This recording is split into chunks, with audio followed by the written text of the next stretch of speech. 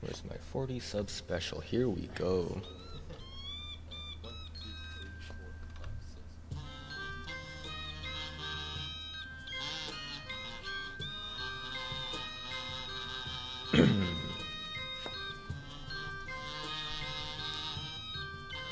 Dang, that's pretty loud. Is that coming from the fan? I might have to turn that to the side.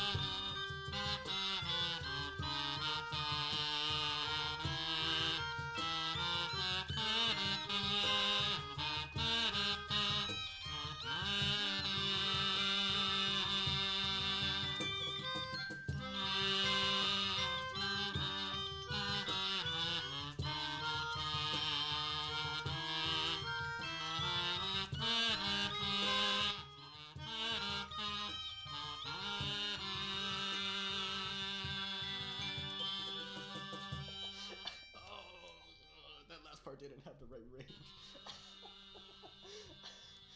Okay, okay, what the hell does this sound like? Yes. And 1, 2, 3, 4, 5, 6.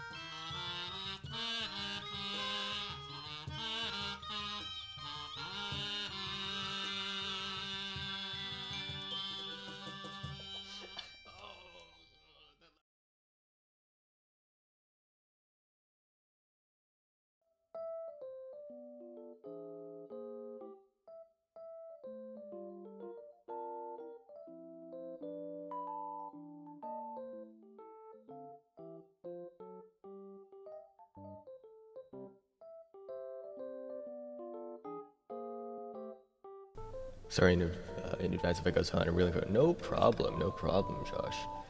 This do be a test stream, and when I said there are no shenanigans, I meant it. This is really just... this is really just me, doing some stuff on my computer and just happening to stream it. Let's see. I want to go to my screen. Let me minimize this so that I won't... screen, where are you, screen? Hello, screen. Where are you? Oh, there you are. Okay, so I want to make the camera a little bit smaller. We don't need all of you. We don't need all of you. Let's also get rid of this. We don't need to see my, what could possibly be the doxing of the bed setup. Never makes my bed gang. Alright, I'm gonna put that, I don't know, right there? Right there seems about fine, and then screen up here. Yeah, because my hands will never go here, so we can move this down a bit. Make it a little more, just a little more, aesthetically pleasing. Alright, what was I doing today? What did I name the stream? Because that was supposed to be more of, okay, cards and vroids and Switch. Oh, okay, so the two main things I want to do today are mess with this little vroid here. I put some bloom on him for a little bit of to spice things up a little bit, but I think it's a little bit much. So I'm gonna, well, I guess that's fine. Okay, I wanted to fix the back of his neck because it is missing. As well as give him the cringe expression that I've been giving on all the VR chat avatars. So I've been wanting to do that, and I find that when I'm working it helps to actually stream because it keeps my mind more or less on track. Okay, so there's that, and I also wanted to test out the Elgato that I have because I bought it ages ago, and the last time I did it was the Smash stream, and it was pretty freaking laggy. So that's not a problem that I've had before. It might be an issue with OBS and FPS. The differences I have with the FPS in the software. So I figure I'll test that out while I'm here.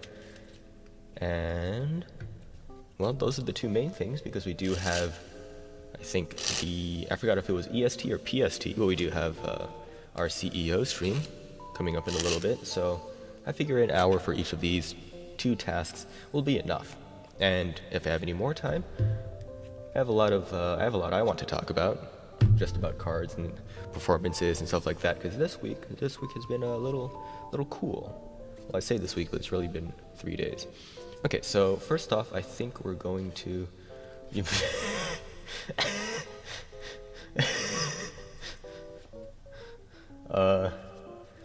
I can't tell if that's a spam bot or not, but I'll shout you out just because that's kind of my sense of Roblox humor. Jay Sean Fleming says, your mom said you adopt it. Thank you very much, Jay Sean. Welcome to the stream. Alright, so we're going to... Should we do vroid or should we do... I'm going to test out the Elgato first. So let's go ahead and turn on my Switch. And head to our Elgato. Make that active. And where are you? There you are. There's my Elgato thing. And we'll move that up above the screen. No signal. That is perfectly normal. Let's go ahead and turn on the Switch. There we go. Move my OBS to the left. A looking alien. Whomst? Who left their kid at this mall? Better let Papa Alex know. What is the family tree at this point? Okay, so now I can go. Oh wow, hold on. Hey yo. Hold on, let me turn this off. And then let me go to my screen. Wait, actually, can I just, big brain, can I just play through, can I just play through OBS? Okay, let's boot up Smash really quick. And I don't know how the volume is because I can't actually hear it. So I'm gonna just turn it a little bit down. Yeah, because the last time we streamed this, it was running at like, it had significant frame drops. Crunchyroll Hime collab, well, you already know. She's just on my Switch. I actually had what was it? Like, I would download Otome game demos on my Switch and just leave them there for, because, you know, I had other people, you know, looking at my, at my Switch, right? Everybody else was using it for Smash when I was away. So I would keep the Otome games there just for people to see and be like, what the hell is up with this dude? So it was that along with, what was it? Senran Kagura Reflections, because you could download like the patches without like technically needing to own the game. So I had those. And you could, and if you, oh, your reverb is on, Jesus. Thanks for letting me know. Bye-bye.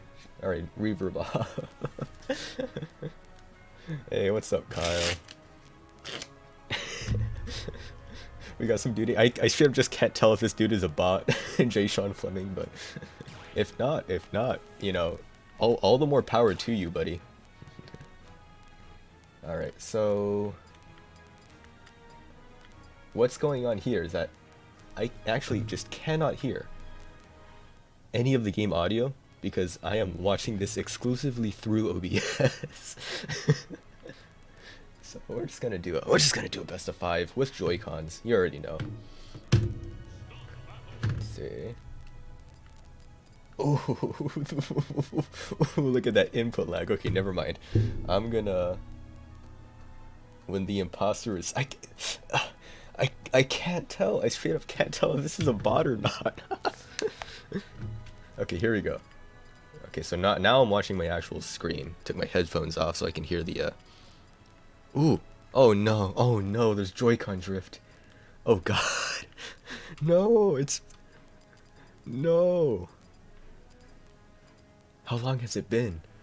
How long has it been? Oh, I've had this Switch for at least like 2 years now. Oh, you know what? That's pretty good. That's a good 2 years for a left Joy-Con. I'm not a bot, you fool. Oh, okay. That sounds like something a bot would say, J. Sean Fleming.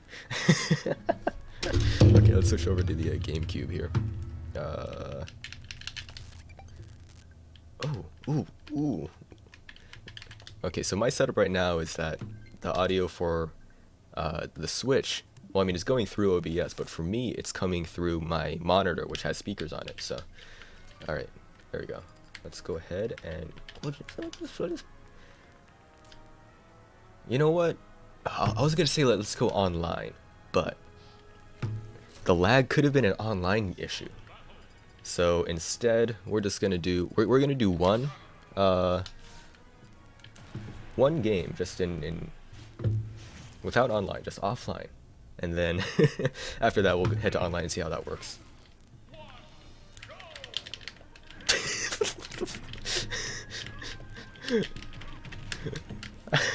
I just look in chat and see whatever the hell is going on with Jay Sean.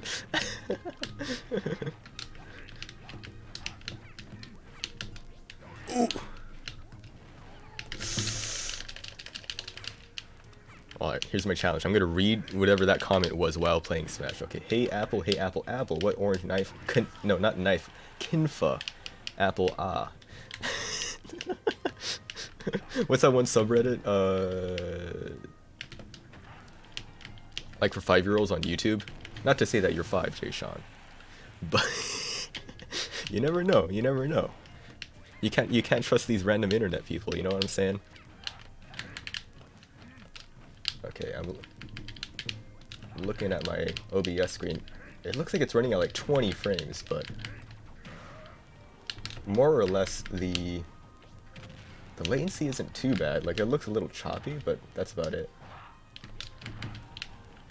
I think I ate too much sugar. Okay, you know what? That's understandable. That's understandable. That's me after eating too many Twinkies. No Vumbot 7 vom.nyg or whatever it is. Click for free iPod. Ooh, that was delicious.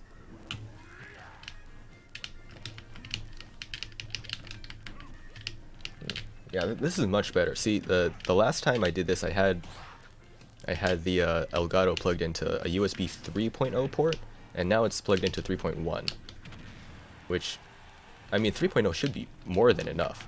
So I don't know, maybe it's just a USB port thing. Because I don't know how many other people here have a rig, or even a laptop. Because sometimes you just run into ports that just do not work. Oh, I forgot this is a best of 5. Okay, that's fine. That's fine. We'll head to online. Let's head to online. Oh God, why is my monitor making that noise? It's like it's like feedback, kind of. That might be an HDMI problem. I'm 78 years old. I'm a big girl. I don't know, buddy. I don't know, buddy. See, it's hard because the typos there, they're so bad that it almost makes me think that they're ironic. But for a second I thought you played that entire match while shuffling that deck. Well, it would be. Wait, is that possible? Can I play this with one hand? Oh, I don't know how many of you watch the Nintendo Directs for Smash, but what's his name? Masahiro Sakurai literally just uses 2 Pro controllers to play against himself. Like, it's crazy. Alright, we'll head into quick play. Lie, I'm 9-year-old, I'm a kid. Oh, see, the fact that it says 9-year-old. Like, I can't tell if that actually means that you're a 9-year-old or you're a PewDiePie fan. You can't trust these internet people, I'm telling you.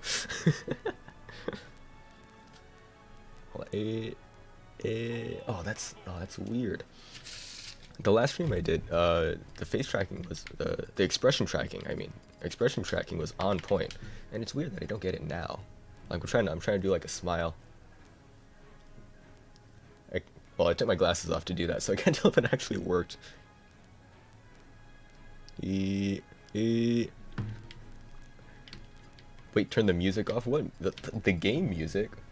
Let's see. Yeah, there's no audio coming from the desktop. We're good here. We're good. Let's go with our toxic Ganondorf. Wouldn't be surprised if we played while shuffling. If we go to like a level 1 CPU, I probably could. There we go. Who hand is that? It's see, I'm a VTuber, but I'm actually connected to another person across the world. His name's Lucas. Here's to a good. Oh, yo, here we go. Oh, that's how you can tell I'm focused. I thought I was Ness. Oh my god. Oh my god. Oh my god. It's toxic. I hate this. I hate it here. Get me out of here. Get me out of here. I don't like it. I don't like it. This Ness player knows how to beat me. Hello, parental fiction of the computer. Young child seems to have gotten the Wi-Fi password. I don't know, man. There's a lot of Oh Jesus Christ! I'm getting wrecked. I'm getting wrecked. Should I go try hard mode? No, there's no items. There's no reason to go try hard if there's no items. That's how real Smash players play. Pain. Pain.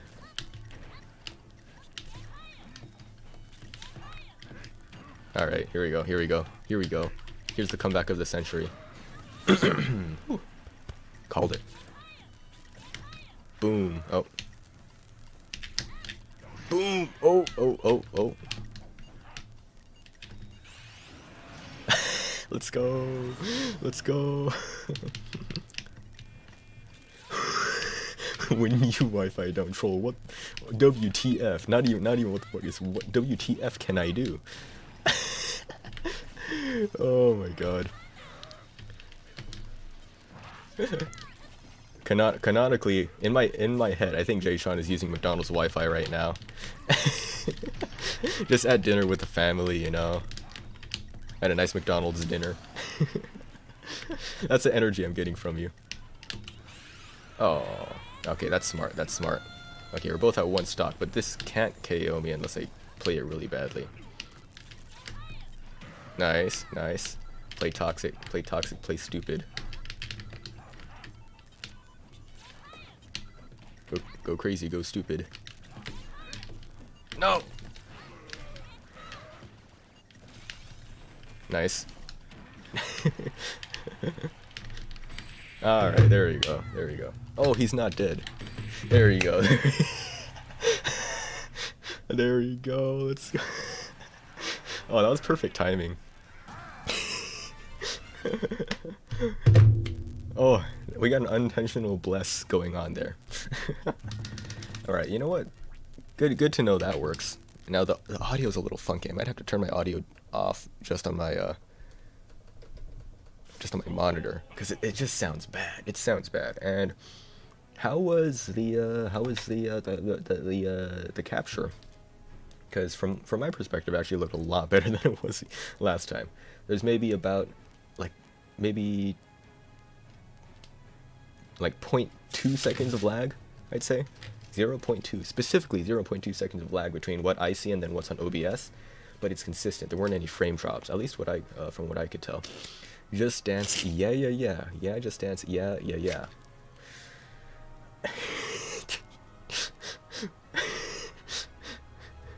I have so many questions. I have so many questions, and I don't think I want to ask any, because I feel like I just get more confused. But it's free content. It's free content, so we'll take it. Also, I'm heading up to get dinner, ironically, so have fun with the rest of the stream. Thank you, Josh. Thank you for stopping by on that Nodi squad. Alright, well, shit, that works. Yeah, I think Smash is really just the best way to test that out. I'll do just one more match, and then after that, I'm gonna do what I was planning to do. The other thing I was planning to do, which was to fix my model. So I'll do that afterwards. Now, I don't know if you can tell, but I actually do not have a back of my neck. Like, you can see the hair, like, the hair on the back of my head, it just kind of goes down, and there's like a void in between the hair and the neck over there. You can probably see a little bit. So I'm going to fix that, and I'm also going to give myself some expressions. NPCs. I can't read that. I'm going to give myself a stroke. Not even a stroke, I'm going to give myself a stronk. Oh, this Kirby knows how to play the game, goddamn. Okay, calm down there, Kirby. You can't be spamming too much there. Boom. Okay, nice. Roll back. Okay. Ooh, ooh, ooh. Interesting.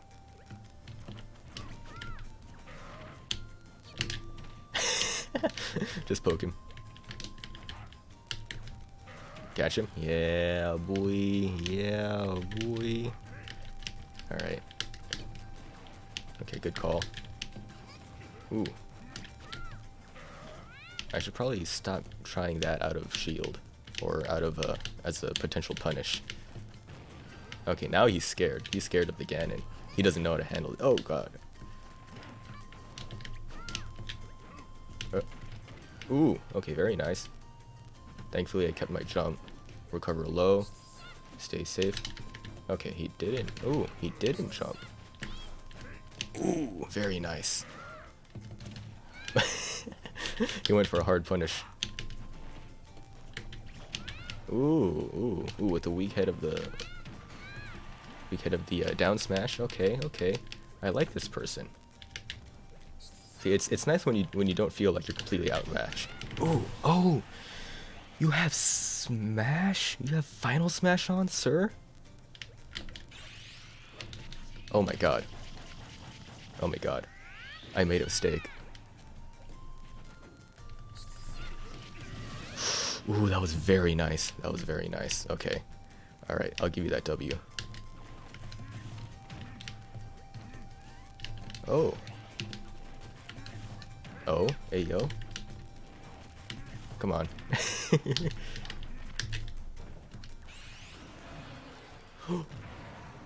Oh, we were so close. We were so close to greatness. So close to greatness there. Okay. Come on, come on. I've basically zeroed to death to you. I'm at a huge advantage state right now. Or, ooh. Okay, here we go. Here we go, baby. Now he is closer to final smash, so I'm gonna have to worry about that. Down. Nice. Okay, stay away, respect it. Nice. Nice. Hey, yo. Okay, now you can use that in the air. Nice, he whiffed it. He's panicking. Nice. Nice. Oh, I'm feeling good about this game. Oh. Oh, yeah. Oh, he's gone. He's gone. He's gone. This is it. He's scared. Let's go.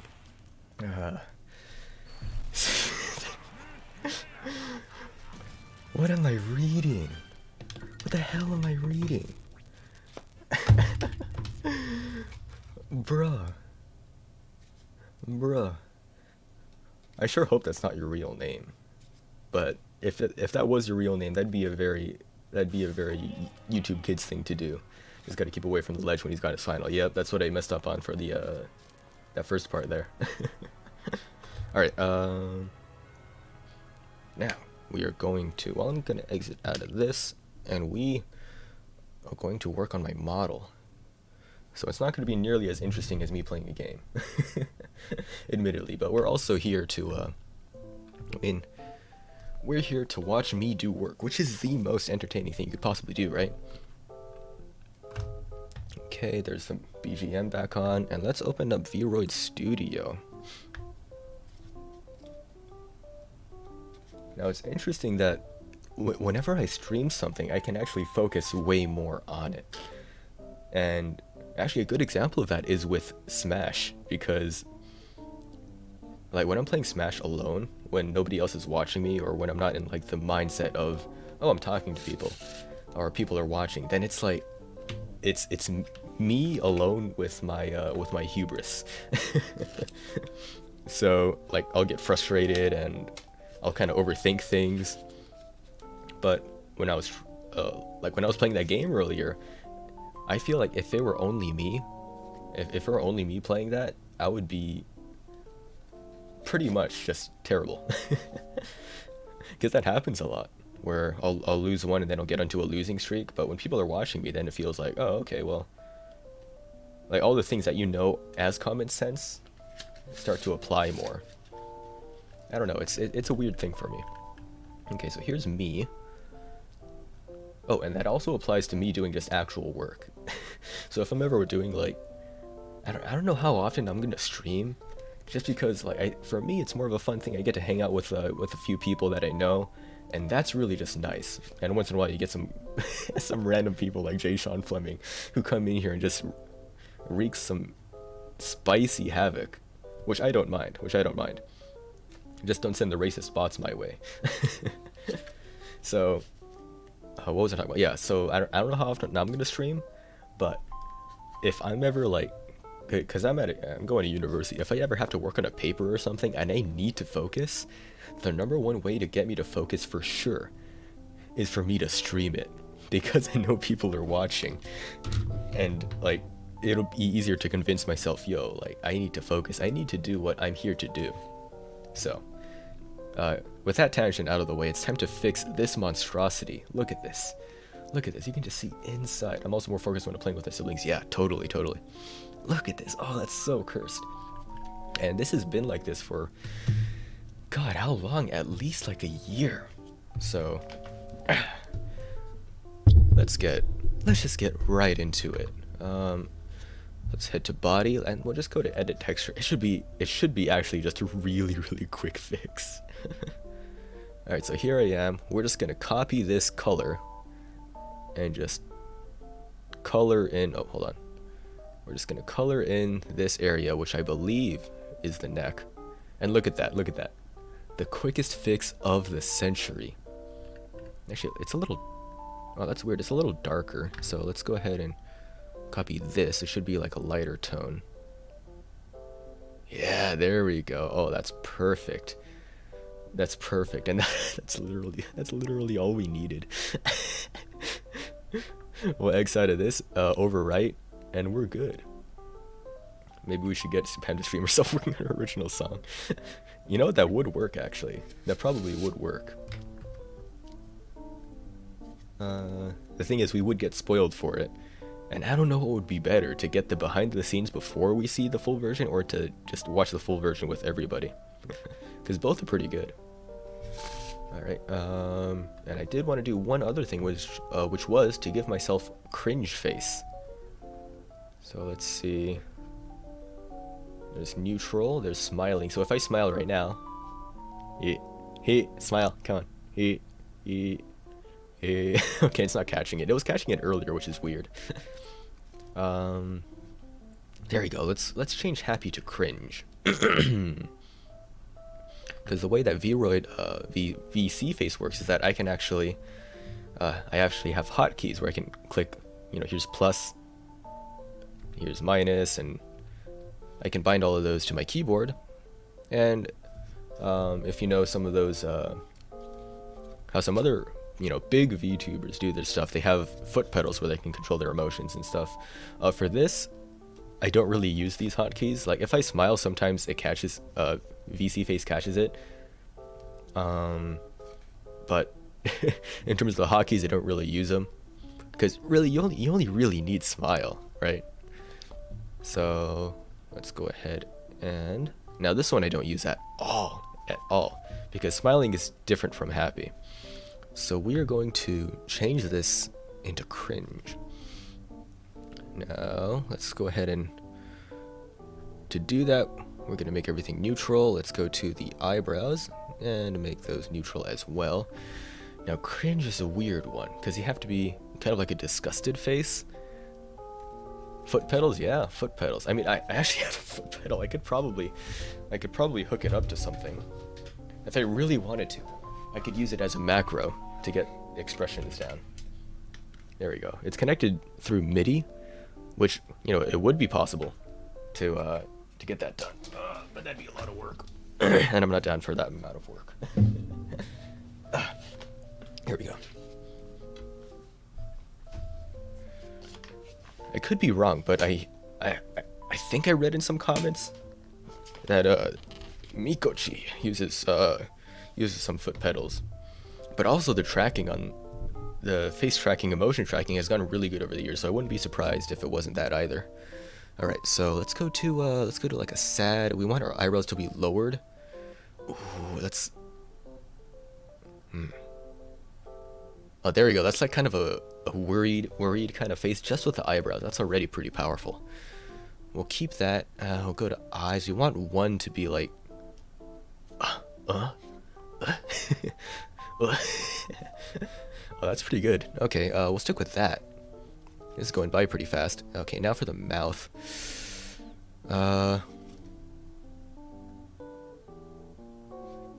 What?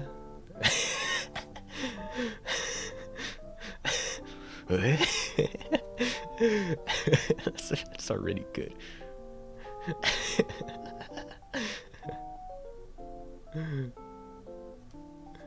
You watch VTubers? Ew. Ew. Okay, I think more can be done with the eyes, or maybe the mouth has to be lower. What about A, I? There we go. And I think we should be less worried because it looks like a sad kind of cringe. We should be like disgusted kind of cringe. So let's go back to the eyebrows and increase the angry, decrease the sad. Ooh, that's good. That's actually pretty good. Now, it doesn't look disgusted enough. I think we should... Oh, there you go. That's pain. That looks like pain. You watch VTubers. You play video games. Oh god, is that a mosquito? Oh, I have a ring light to light my face so it's easier for tracking. Oh, pain. My arms, they're open. Oh god. Okay, time to put on a jacket. I'm taking no risks with these mosquitoes. The small ones are the ones you have to worry about. Alright, here we go. We're now rocking the track jacket drip. This one's actually the Valhalla track jacket. I don't know if you've played Valhalla, but very good visual novel. Legit cringe face, hell yeah. Fix my chair as well. Here we go. Oh, peak comfort. Look at him. Look at him. And I think that's really all we needed to do, because what you see here is what I'm using right now, except this is more updated, of course. So let's just go ahead and export this boy. And in the best case scenario, we'll actually be able to use this on the stream. Now, here's where the pain comes in, where when I hit export, everything freezes. I think the most I've waited was like 2 minutes, but I think when that happened, I was exporting the Masandra model that I made last time.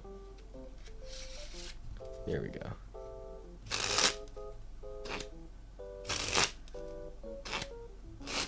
Alright, 31k polygons. For reference, the maximum amount of polygons you can have on a VRChat model is about 75,000. And most of the models that Josh uses in VRChat are about 100,000.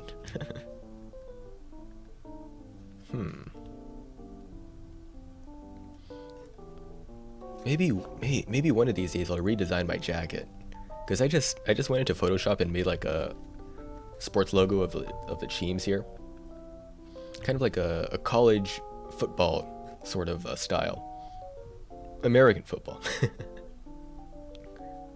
And I think if I redesign it, I'll probably put some I don't know.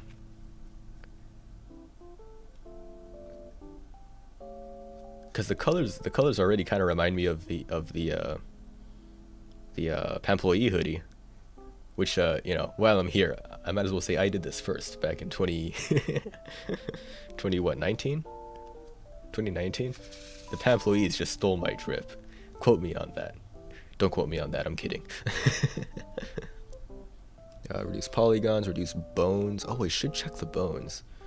I gotta make sure the ahoge over here works. So let's go to hairstyle. We'll go here. We'll go to the edit hair bounce. Now it should be the same as last time. Okay, no grouped hair, and these two should be grouped. Oh, okay, perfect. So we're still good. We're still very good. Let's go back and export this bad boy. Da da da da da da da.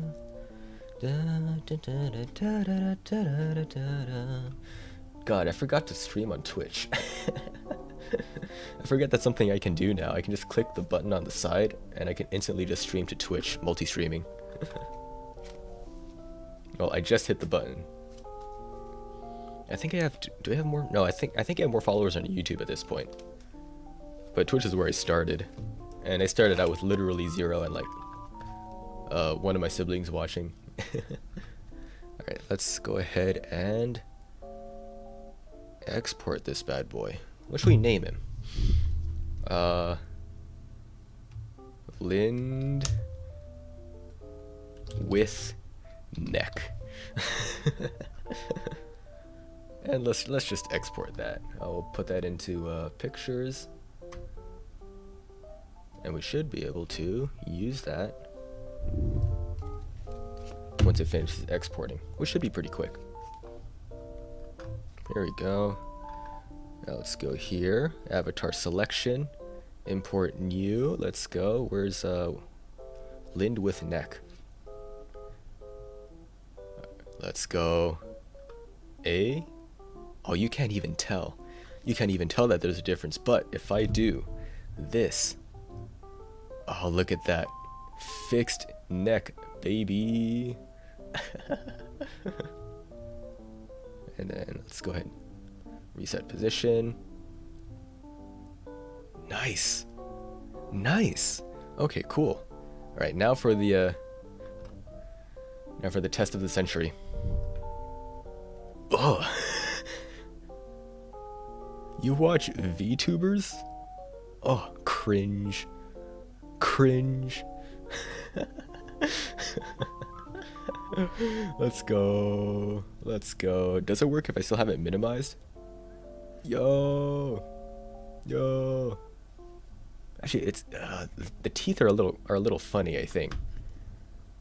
The teeth are just I don't know about that. Wait. Okay, well. Yo, dog, I'm at the airport for 3 hours. Entertain me. See, this is why I was literally like, I was literally talking to Kyle over here. Like, yo, I forgot I have the hit Twitch stream button, and I forgot that you mainly use Twitch too. All right, entertain me. Fine, fine. You want entertainment? Fine, buddy. Fine. What do we have?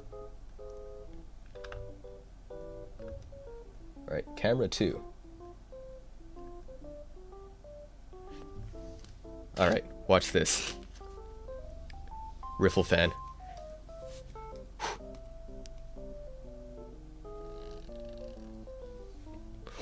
Oh my god, first try. First try, let's go. Isn't that beautiful? Oh my god.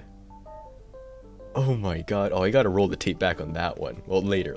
Oh my god, I can't do that again. I gotta roll with that. Let's see, anything I've been practicing recently. Here, Stand-Up Cutting Aces by Robert Rodriguez, a performer at the Magic Castle who I met a few weeks back. If entertainment lasts longer than 3 hours, please. Alright, here we go. Stand-Up Cutting Aces. Let's see how this transfers onto virtual. Alright, so we have 4 aces, and we're just going to put them at specific places in the deck. So, just like this. So I know that the first ace is at the 5th position, and I should have it by 5, 10, 5, 5. So as long as I know where those aces are, any shuffles that I get should also be able to be tracked easily. And I think more or less I know where the cards are. I think so. So I know for sure they're not going to be at the bottom.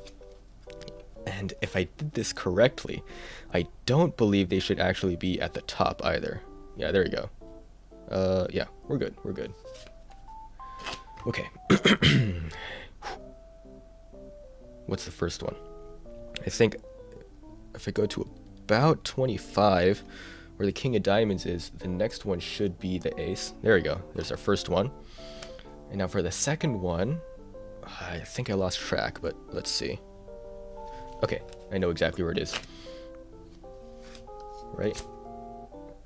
There's the second, ace of diamonds, and for the third one, I think it was actually next to the king of clubs. So if I go ahead and, oh, well, what do you know? First try. And then for the last one, let's make it a little fancy. Let's do a bit of a shuffle here. No, that's not it. It's fine. One hand, one hand, one hand. Ooh. And there are the 4 aces. That is the 4 ace assembly by Robert Rodriguez. Let's go. On camera, first try, baby. And that was actually a new move I've been practicing for the last week, which is under pressure. Ooh, look at that. I clipped the riffle for you. Hell yeah. Oh, hold on. Let me get the perfect angle for this. So I have it pointed this way, and then... beautiful. Beautiful. What about like this? Oh, that would look so good. Oh, look at how they just slide. Hold on. Oh, beautiful. What else have I been practicing? Oh, bloom. Bloom is a nice move. So you get a pharaoh. Well, it should be a perfect pharaoh, so I'm going to use... This is what I call a poop deck. It's just on my desk. I'm with it all the time. So, I don't know if you can tell. Look how bent this thing is. So let's get a better deck here. Let's use the Aristocrats, printed by the Magic Apple in Los Angeles. Or no, I think it's like Studio City, California. There we go. So now it's much easier to get a cleaner pharaoh. And if I squeeze it in at just the right area and grab it in just the right area, it should split. And if I apply just the right pressure, the entire deck should bloom. You can actually take these, show them off, make a big flower kind of thing, and then shut them tight. I forgot who came up with that move. But I saw Ana D. Guzman performing that, I believe, on TV under the name Queen of Hearts. Oh, I missed 3 cards. It's fine. It's fine. Here we go. Fun fact: if you pharaoh shuffle perfectly 8 times, the deck will return to its original position. And the guy who created this move, the perfect shuffle move, isn't even a magician. He was straight up just a math dude who created the shuffle for the sole purpose of creating a shuffle that would, upon repetition, return the deck to its original state. And let's do blue one more time. Apply just the right pressure. Come on, come on, come on. Oh no, pain. Oh, here we go. Ah, there we go. Beautiful. That one I actually learned last week, or well, no, oh god, not even last week. What day is it today? Today's Friday, so 2 days ago. 2 days ago. And to have people actually teaching you this thing in person was actually crazy. Oh, what else do I have here? Oh, somebody was just in Vegas, weren't they? Now check this out. These are playing cards from the Cosmopolitan in Las Vegas. And the way that these work, well, I'm sure you can tell, but they're actually clipped on the corners, and that's so that if you try to bring these back into the casino, you won't be able to just bring them in. So, for example, if you wanted a perfect hand, let's see, all these diamonds over here, right? And you walk up to the table, you can't tell. Well, it's a little tough here, but right now you can't tell that those cards are in my hand. So if you get dealt, you know, this hand over here, all right, cool, and then you can just like swap them out for a perfect hand or something like that. So as far as I know, casinos are really tough on making sure that cards don't make it out of the casino uncut. Uncut. They make sure all of their cards are circumcised before they leave the leave the building. How many cards do we have? 1, 2, 3, 4, 5, 6, 7, 8, 9, 10, 11, 12, 13, 14, 15, 16, 17, 18, 19, 20. 25 cards. Name 2 numbers from 1 to 25, and I'll do something with them. So 2 numbers from 1 to 25, and I'll do something cool with these, hopefully. Another fun fact about these is, from what I know at least, the way that these are produced this way, because casinos go through tons and tons of these cards every day, or every week, every month. And to have these organized and cut requires a very large workforce. And how do you get a large workforce to do something so boring and just like mind-numbing as sorting cards? All right, so we got a 5 from Coach, and we can get another number. But like, to do something like that, how do you get a workforce like that? Where do you find a workforce like that? Well, I'll tell you. Nevada State Prisons. That's right. Prisoners at Nevada prisons will go through all of these cards, sort them, where they are later cut, and then they will be sold at dirt cheap prices. Now, these were printed by the United States Playing Card Company on B stock. Professional, you know, quality casino, whatever, B stock. And I bought this at a dollar store for $1, like the full deck. And you can buy them in bulk. You can buy 48 decks for like $48. You know, obviously it's a bit of a cost for shipping, but that's actually crazy. And I did pick this up as an example.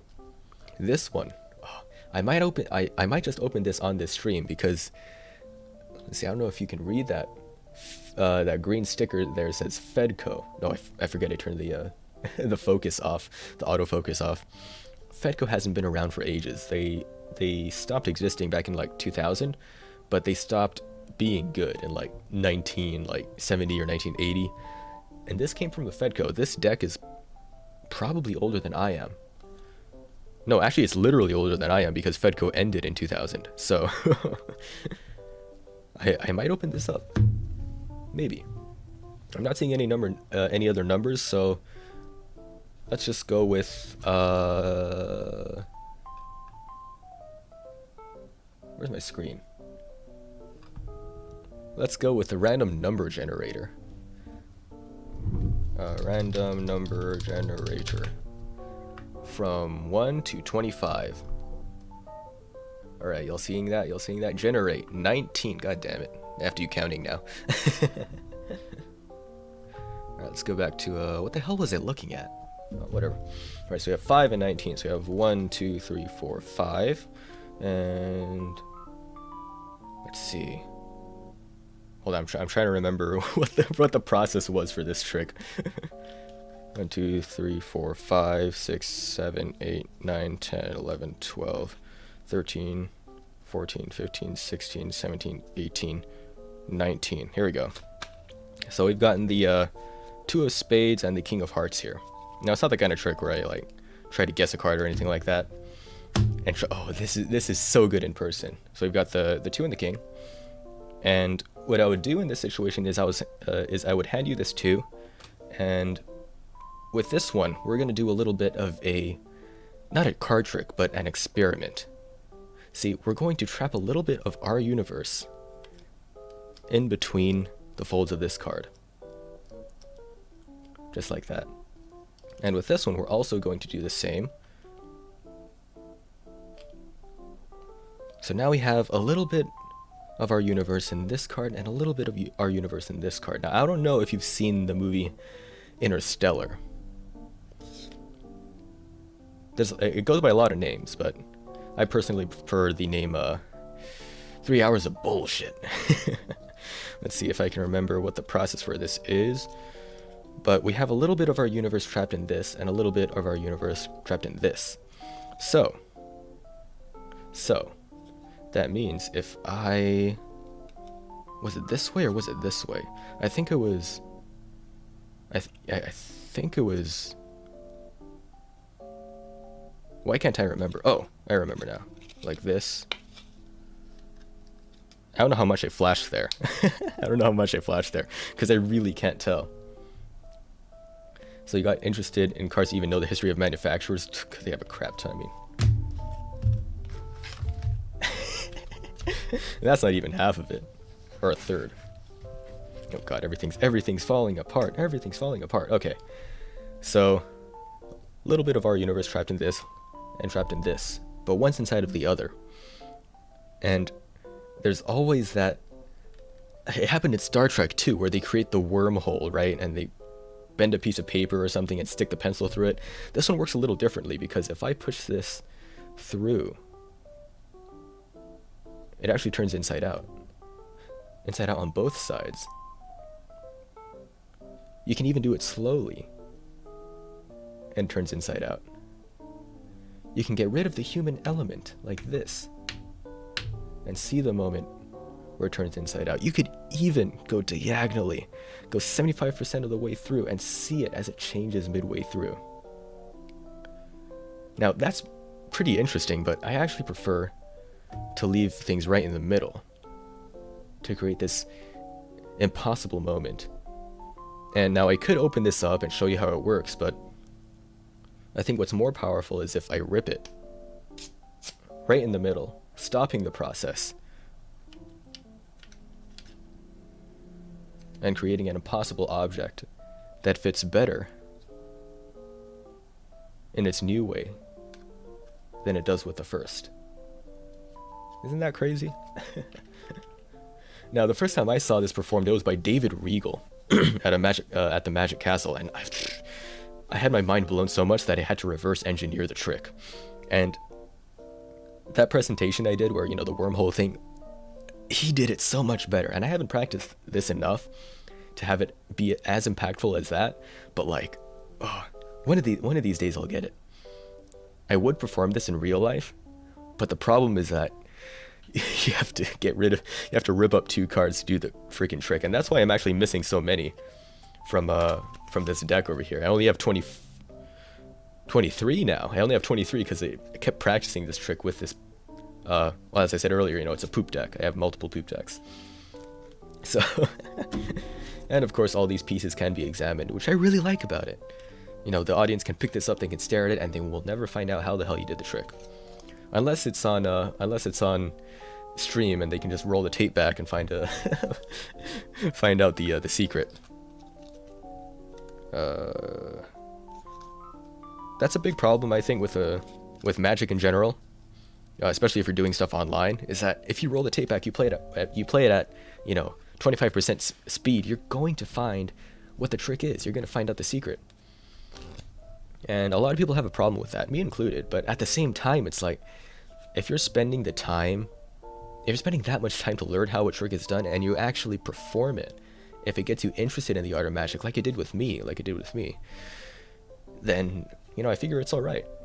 But there's also a lot of people that just watch it and they go, oh, they want to be the know-it-all. So it's tough. It's tough. Now you have more more shit on my desk. Look at this. Put this away. What else could you do? What else have I been practicing?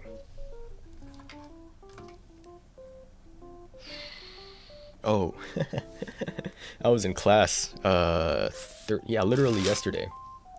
And, you know, I like to shuffle cards in class when I have nothing else to do. Just like that. And I'll be on my phone too. I've gotten it to the point where I can just focus on something else entirely. I can shuffle this deck with one hand while walking. And I'm actually proud to have gotten to that point, because this thing, God, how long did it take me to do this? Maybe 2 years? Not like 2 years of constant practice, but like I tried to learn this, and it just didn't work. And then I tried it again 2 years later for about a week, and then I got it. So I, didn't work on it on and off for 2 years, but I did work on, stuff like this, right? And the riffle fan that I did earlier. Oh, that was and really knuckle busting slights like this. You probably couldn't even tell that that was a slight, but it was. Ooh. So after learning all of that, then the one-handed shuffle became easy. What the hell was I talking about? This always happens to me. Oh yeah, I was gonna do. So I was shuffling cards in class, and obviously, if you're shuffling cards like this, somebody's gonna ask, "Oh, do you know any magic tricks?" And it's like, at first, I did do this kind of stuff, hoping that people would ask about, magic, so that I could do something for them. But sometimes, now that this is just a part of me, now that I always have these on me, whenever it happens, it's like, okay, sure. And then my mind is racing, like, what the hell do I do? Because there's a lot of stuff you can do impromptu with a completely shuffled deck. But this is what I did. This is what I did for her. I was like, all right, sure. We'll do a short card trick. Because we only had, what, like 10 seconds? Here, pick a card. And she picked one, and I said, Queen of Diamonds. And she's like, no, it's not the Queen of Diamonds. It was sad, because she looked at me like she was, like she felt bad. And then I said, oh, okay, sure, well, I'm a magician, so we can just make it the queen. And mind blown. This one actually, alright, for anybody still watching, for anybody that would like to learn that trick, it is so easy. All you have to do is just know the top card. So Jack of Spades, in this case. What I did in the trick earlier was I just took a look at the bottom card and shuffled it to the top like this.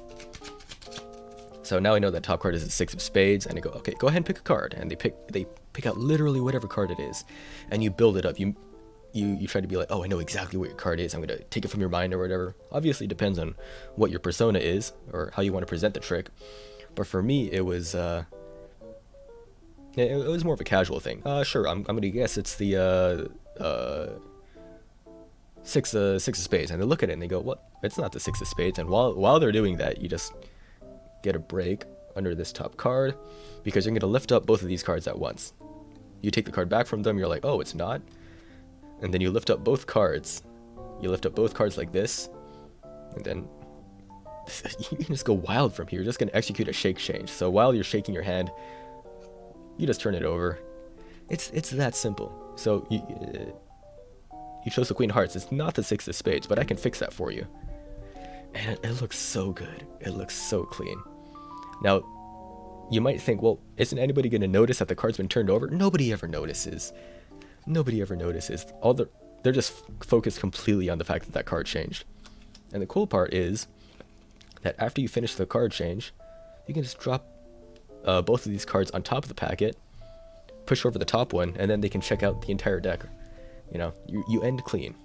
So that's the impromptu killer. That trick doesn't even have a name. It's just like pure, especially if they're not expecting it. It's just pure magic. So, highly recommended for anybody to try that if you've got you got cousins coming over for Christmas or something. Like, it blows minds. There's also other card changes that you might be able to do. What do I like? I like the Ordinary Exchange. Ooh, that looked pretty good on camera. But I do have a limited 30 FPS, so I'm betting that there's a lot of stuff that you just wouldn't be able to catch. At the same time, though, it is on camera, so. Let's see. What's a quick sleight I know? Bullet, maybe? That's not a sleight, more of a cardistry thing. I think the pass would be something that'd be really hard to catch on camera. But I'm not good at the pass. I'm really not good at it. Like, you get a sound and you get the you get the visual even at 30 frames per second. Let's see. here, and then you go here. Square up. Ah, I carried it to the bottom. Pain. One of these days I'll get that down. But I personally prefer to, if I'm controlling a card, I usually go to the bottom because at the top it's really hard. Let's see, what's the quickest bottom? There we go. Like, nothing's cleaner than that. Nothing is cleaner than that. Okay.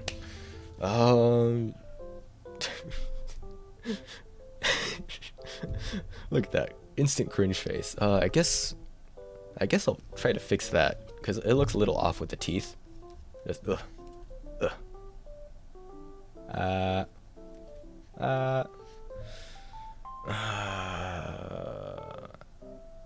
Do I want to fix it? No, I'm lazy. I don't want to fix it. Maybe next time. Oh, that was it for the stream. I just wanted to test my Elgato thingy. I just wanted to test the Elgato thingy and fix my face, and we did that. So it's like, oh, what else is there to do? I didn't have anything else planned.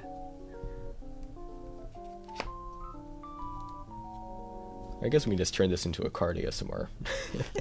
Because, oh, I was like, why am I so hot? And I forgot to put the track jacket on. Because if I turn the stream off, I'm literally just going to sit here and basically just mess with cards until the stream starts and scroll through Twitter or whatever.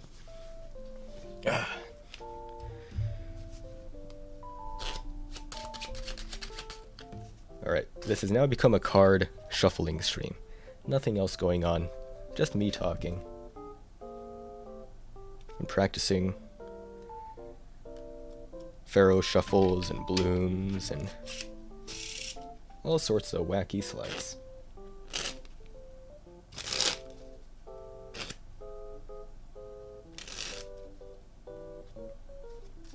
Oh, I was going to practice. I rented out. No, I had that. I was in that empty classroom yesterday, which is where I got those pictures of me pointing at the stream on the projector, and I was rehearsing some of my new patter for impromptu performances, because I always like to start out with my ring, because I always have it on me, and I don't know if you can tell, but I've had this thing for a while. I've been with this thing for a while. It's actually made out of a quarter, and would you like to check that out? Yeah, sure. And just like that, that's how we get started. I've gotten it to the point where I can actually get it onto my finger with only 3 moves, and with one hand. And just like this. It's 1, 2, 3. Already back on. It always wants to come back to the ring finger, and even if I put it onto my pinky of the left hand on a completely different finger, it just will come right off. That one didn't look so good. Even if I put it on a completely different finger like this, it just seems to come right off. Oh, that looks terrible from that angle. It looks so much better when it's like, when you put it right in front of their face. Yep. Yeah. More tricks that don't work on camera. I want to get the patter down for that, because that's a really nice routine. And hell, even yesterday, I went up to somebody. I said, "Hey, did you drop this ring anywhere?" And they're like, "No." And they tried helping me out for real. And then I did this thing, and they know what I'm there for. So it's kind of a nice icebreaker, if you do it for the right people. Let's get some water. Stay hydrated.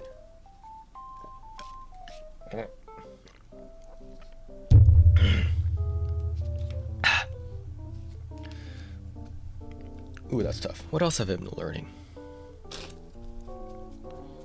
Card swap. Card swap won't work if I'm doing, if I don't have somebody else there. I guess we can keep working on Bloom, because it's just a nice move. There we go.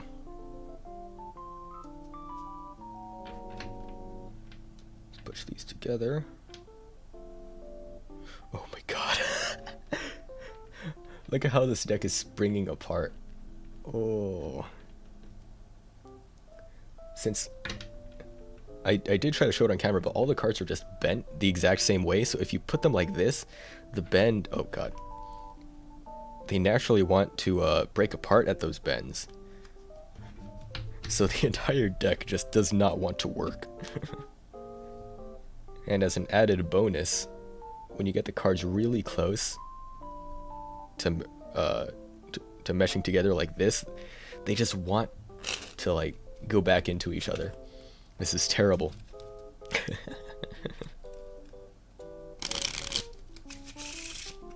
This one, this deck I believe is just a regular standard bicycle playing card deck that you can get anywhere in the United States, you know, gas stations or whatever.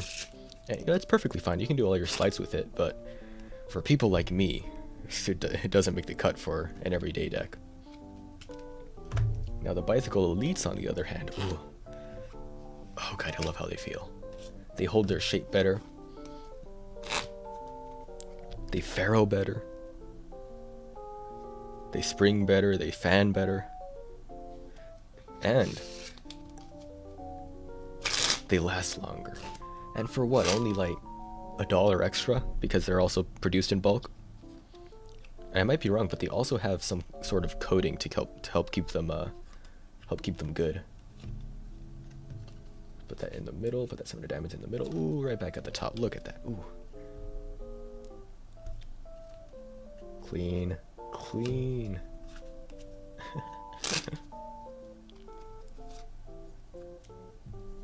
Funny story about this card here. This was last night. I stopped by the local farmer's market, and that ring thing that I did earlier. The anybody lose this ring? Lose this ring. Bleh. And it was through that I got to perform for a group of kids. And performing for kids is really funny because you can do anything and it'll fly by them. But there's also some kids like Atticus here who will straight up just catch what you do, which was interesting because he caught some of my first slides and I was like, okay, well he can't do that a second time. And I fooled the hell out of him with my Omni deck. I don't have it with me now, but the entire deck turns clear. And mostly I was just really surprised that a literal child in 2022 is named Atticus. Like, Atticus, really? From what was that book, To Kill a Mockingbird? Atticus? So that kind of blew my mind.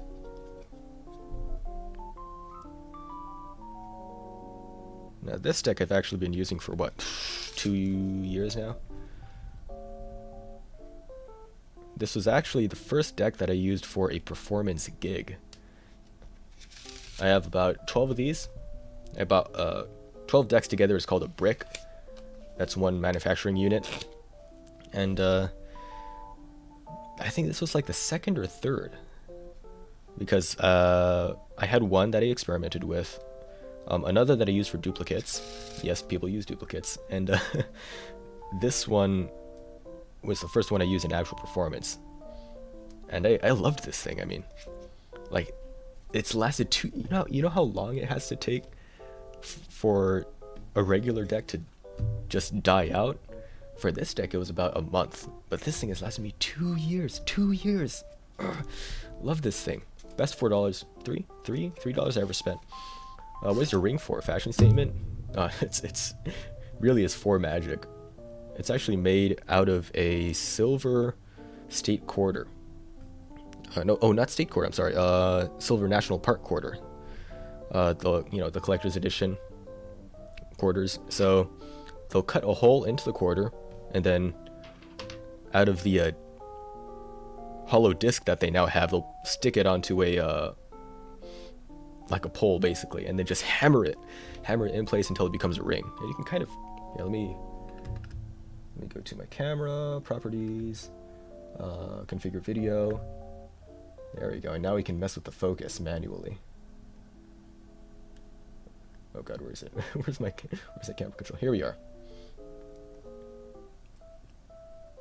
Oh, look at that. So you can see the ridges on the, oh wow, look at that focus, goddamn. So the milling of a coin, of the quarter, and up the opposite side, it does not, oh god, don't go auto. It does not have that milling because that's where the center was cut out. And you can read, let's see, California, That's the 2010 quarter, and over here you can see that it says, there we go, Yosemite. And focus back. Ah, there we go, perfect. So, I guess it's a fashion statement. I wear it like this, but it's kind of like, you know, why I carry cards with me all the time, right?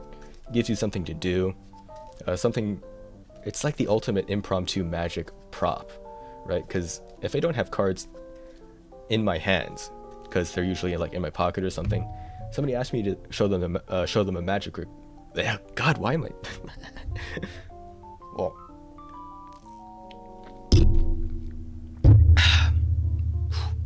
somebody asks me to show them a magic trick, and I say, sure, we can just use my ring. Would you mind holding on to this? And then it's so effective, so quick, and you can jump into the full routine from that too.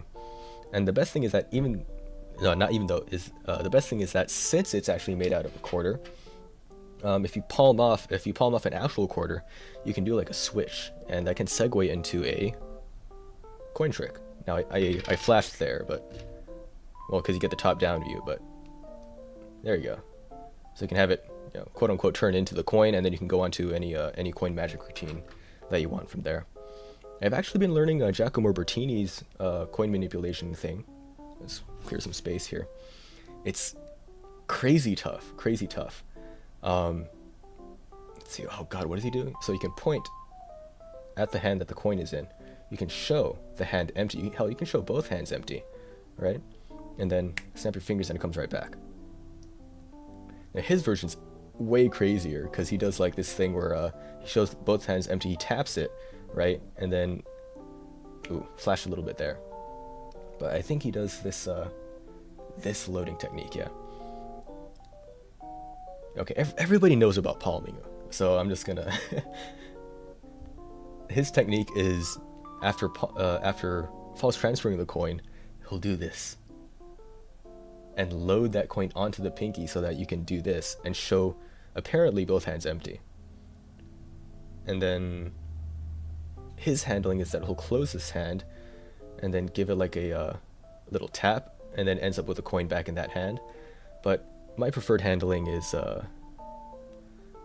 after getting it into the pinky load, you tap it, both hands empty, and then you slide this back, which justifies your left hand going back and stealing that coin back out. Which makes more sense, you know, if it disappears in the left hand, it has to reappear in the left hand too, so. Oh, wow. I actually haven't done that before, a coin roll with a quarter. See, I never would have learned that with a quarter. And I've tried that. I tried to learn it maybe for 5 minutes, like maybe like once a month or something. But it always felt like this thing that it would take me forever to learn. And that changed when I started messing with bigger coins, like $50 and dollars. Because once you get these, it's just so much easier, and it's easier to learn the fundamentals of coin rolling. So once I was done with, once I got this down, I was like, okay, well, can I transfer this to smaller coins? I guess, and then now I can do it, which is actually crazy. I wasn't able to do this before. I actually practiced with the dollar coins, Eisenhower's, which are absolutely massive. How does this look? Ooh, not so good on the angles there, but it could be worse. Could be worse. Woo! What else do we have here? Big Mac coin, tradable for a Big Mac in the year of 2018, I believe. Yep, 2018. Untradeable now, which is sad. What else have I been working on? There's that thing, but Jeremiah's Woes drop, which I don't want to get into. Just because you straight up have to use coins that are like, that don't talk at all.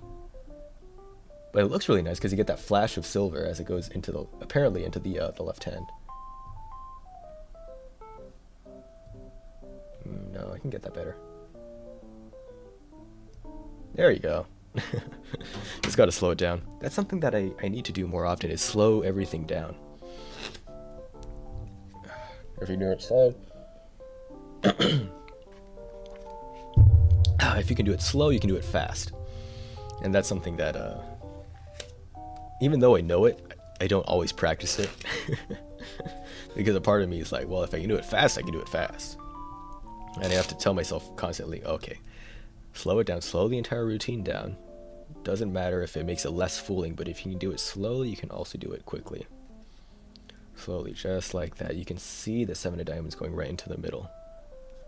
And if that card's in the middle, then we have a new top card. That's a 6 of clubs. 7 of diamonds goes into the deck. Now the 6 of clubs is second from the top, meaning that this top card has to be the 7 of diamonds. Got cards everywhere. See, this goes here. There we go. This one I think I'm going to just keep in here. Let it squeeze out for a bit.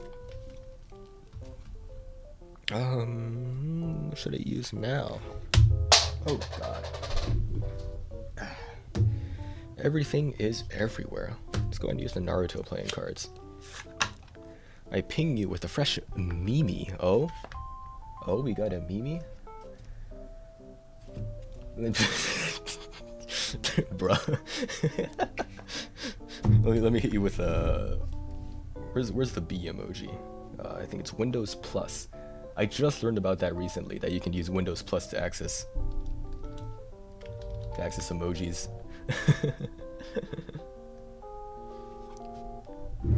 All right, you want me to open the P deck? Fine, I'll open the P deck. As nobody says open the P deck. Let's get that out of here. I could possibly be currently being eaten by a mosquito right now, but it's fine. Okay, if I don't open it, oh god, the plastic's already, I don't even need to use the pull tab, the plastic's already melting apart. Alright, this is an opening of a number 92 Club Special B playing cards manufactured by the USPCC in Cincinnati, Ohio, I believe. Yep, Cincinnati, Ohio. So this is before they moved their manufacturing to Kentucky. Now, cards that were manufactured in the Ohio plant are honestly kind of infamous because, they were for a point, for a certain period of time, they were sought after because when Bicycle moved to their current Kentucky plant, wait, is it Kentucky? I can check. Yeah, KY is Kentucky, right? I think. Before they moved to the new plant, or no, after they moved to the new plant, their cards were ass. So, oh, what's up, Vulper? We're currently talking about United States playing cards. So, when the United States Playing Card Company moved to Kentucky, the cards were terrible because the they couldn't move the machines, the huge manufacturing machines, all the way to that state. So I don't know what the situation was in terms of the machines that they had there, but the cards were pretty bad. So people started hoarding the older cards, and especially magicians were they were always talking about the Blue Seal bike, the Blue Seal cards, the Blue Seal Bs, because the Cincinnati plant would use blue seals for the most part, and they most recently started using the black seals for the Kentucky plant, just to differentiate things. Fighting over cards, exactly, yeah. Blue Seal bikes at one point, I think on eBay, went for like, I saw one for like $200, and this went on until the early 2000s, 2000 maybe 5, 8, 10, 12. Most recently, however, Bicycle has just, or the United States Playing Card Company has just been killing it, right? Because they've gotten a lot of money from, as you can tell, we have custom decks everywhere, right? So obviously you want the cards to be good, and they've gotten back on their feet. And the Kentucky cards, the new Bicycle playing cards, the new B playing cards, anything printed by the United States Playing Card Company has been consistent. It has been, the quality's the quality is amazing. They've been doing crazy stuff like this. Like, look at this. Gilded edges from the USPCC. And so now the the prestige of the old Blue Seal bikes, the Blue Seal cards, is kind of gone. And all that's left really is the historical aspect of it. Nope, messed up the bloom there. It's all right. I was gonna do that to show off the gilded edges here, but it's fine. It's fine. Everything is fine. Let's put these back. And we'll go ahead and open this Blue Seal bike deck from approximately 1970 to 1980, because I found this in my grandparents' garage, and they were probably bought when my dad was a kid, so most likely 1970, 1980, yeah. Here we go. I'm kind of excited. I have no idea what these cards are going to feel like. The card box is kind of yellowed, so I'm not expecting... Yo. Yo.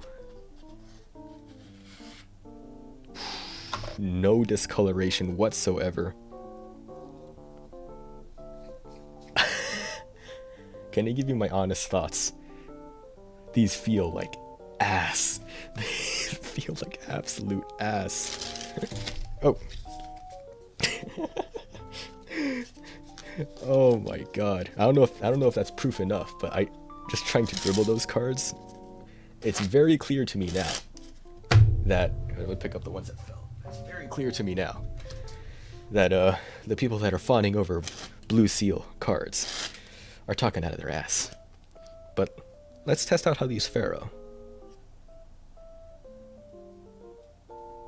Not bad, not bad. Not bad. Okay, not too bad.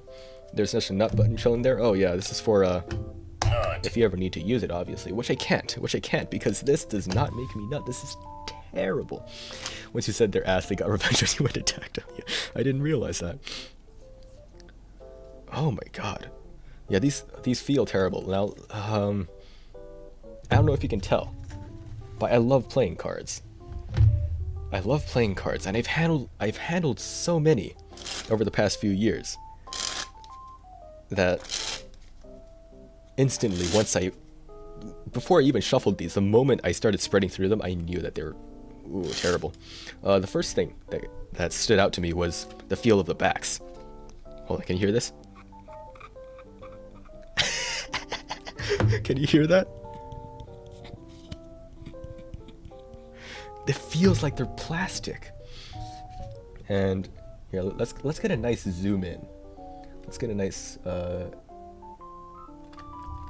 zoom in on these cards over here. Hold on, focus. Oh, no autofocus. There we go. Yeah, let me get ultra close on these. There you go. Can you see that? Can you see that finish? You see how it's kind of like textured? Oh, let me get the perfect focus for this. Oh, there you go. That's perfect focus. You see that like kind of grid texture thing that it has going on for it? If I'm correct, that's what we now know as the air cushion finish, which is basically just a bunch of holes, a bunch of pockets, which have been rolled into the cards. Let me go back to regular focus. There we go. Ridged like potato chips. Yeah. The cards sound like metal. Yeah. So what we know now, if you live in the United States, you just buy a bicycle deck of cards. That's what you're going to see. What I just showed you on the Naruto cards is those pockets of air. And what that does for the cards is that when you shuffle them, when you slide them against each other, there's always a little bit of air in between them, so they move really nicely. Because if there's no air, and hell, even if you can even purposely squeeze out all the air in the deck. If there's no air in the deck, it'll just stay together as one clump. Look at that. Yeah, so that's what the air cushion finish does. So if I didn't squeeze them out, if I threw this in the air, they would all go flying, which is thanks to the smoothness of the cards, which is granted by those pockets of air. And with this one, here, let me look really closely at them. The pockets are nowhere near as deep as these, and they're nowhere near as... well, they're not as spaced out either, which is interesting. So that was the first thing that stood out to me, and also the sound of this. Like, it's squeaky. It's squeaky when you handle it, which might be due to a coating that they put on the cards themselves. If they're paper, I mean, you should be fine, right? Because it's just your finger on paper. And actually, now that I think about it, Bicycle, I believe, coats their more recent playing cards in some sort of chemical concoction, which is crazy. And I know for a fact that this one, or not this one, this one here is coated. This is the Ace Fultons, printed by Dan and Dave and the United States Playing Card Company. I know these ones for a fact are coated with something that makes them last longer. How did I end up listening to you talk about cards? How the hell did you end up here? I don't know. I can't answer that question for you, but it's nice to have you here. You can learn a little bit about something today. Ooh, look at that one hand shuffle. Ooh, clean. So I know for a fact that United States Playing Card Company coats their cards chemically to make them last a little bit longer. I know that some decks actually have something that's called a magic finish that allows the cards to last even longer than that. And hell, you even have cards like this that are metal stamped.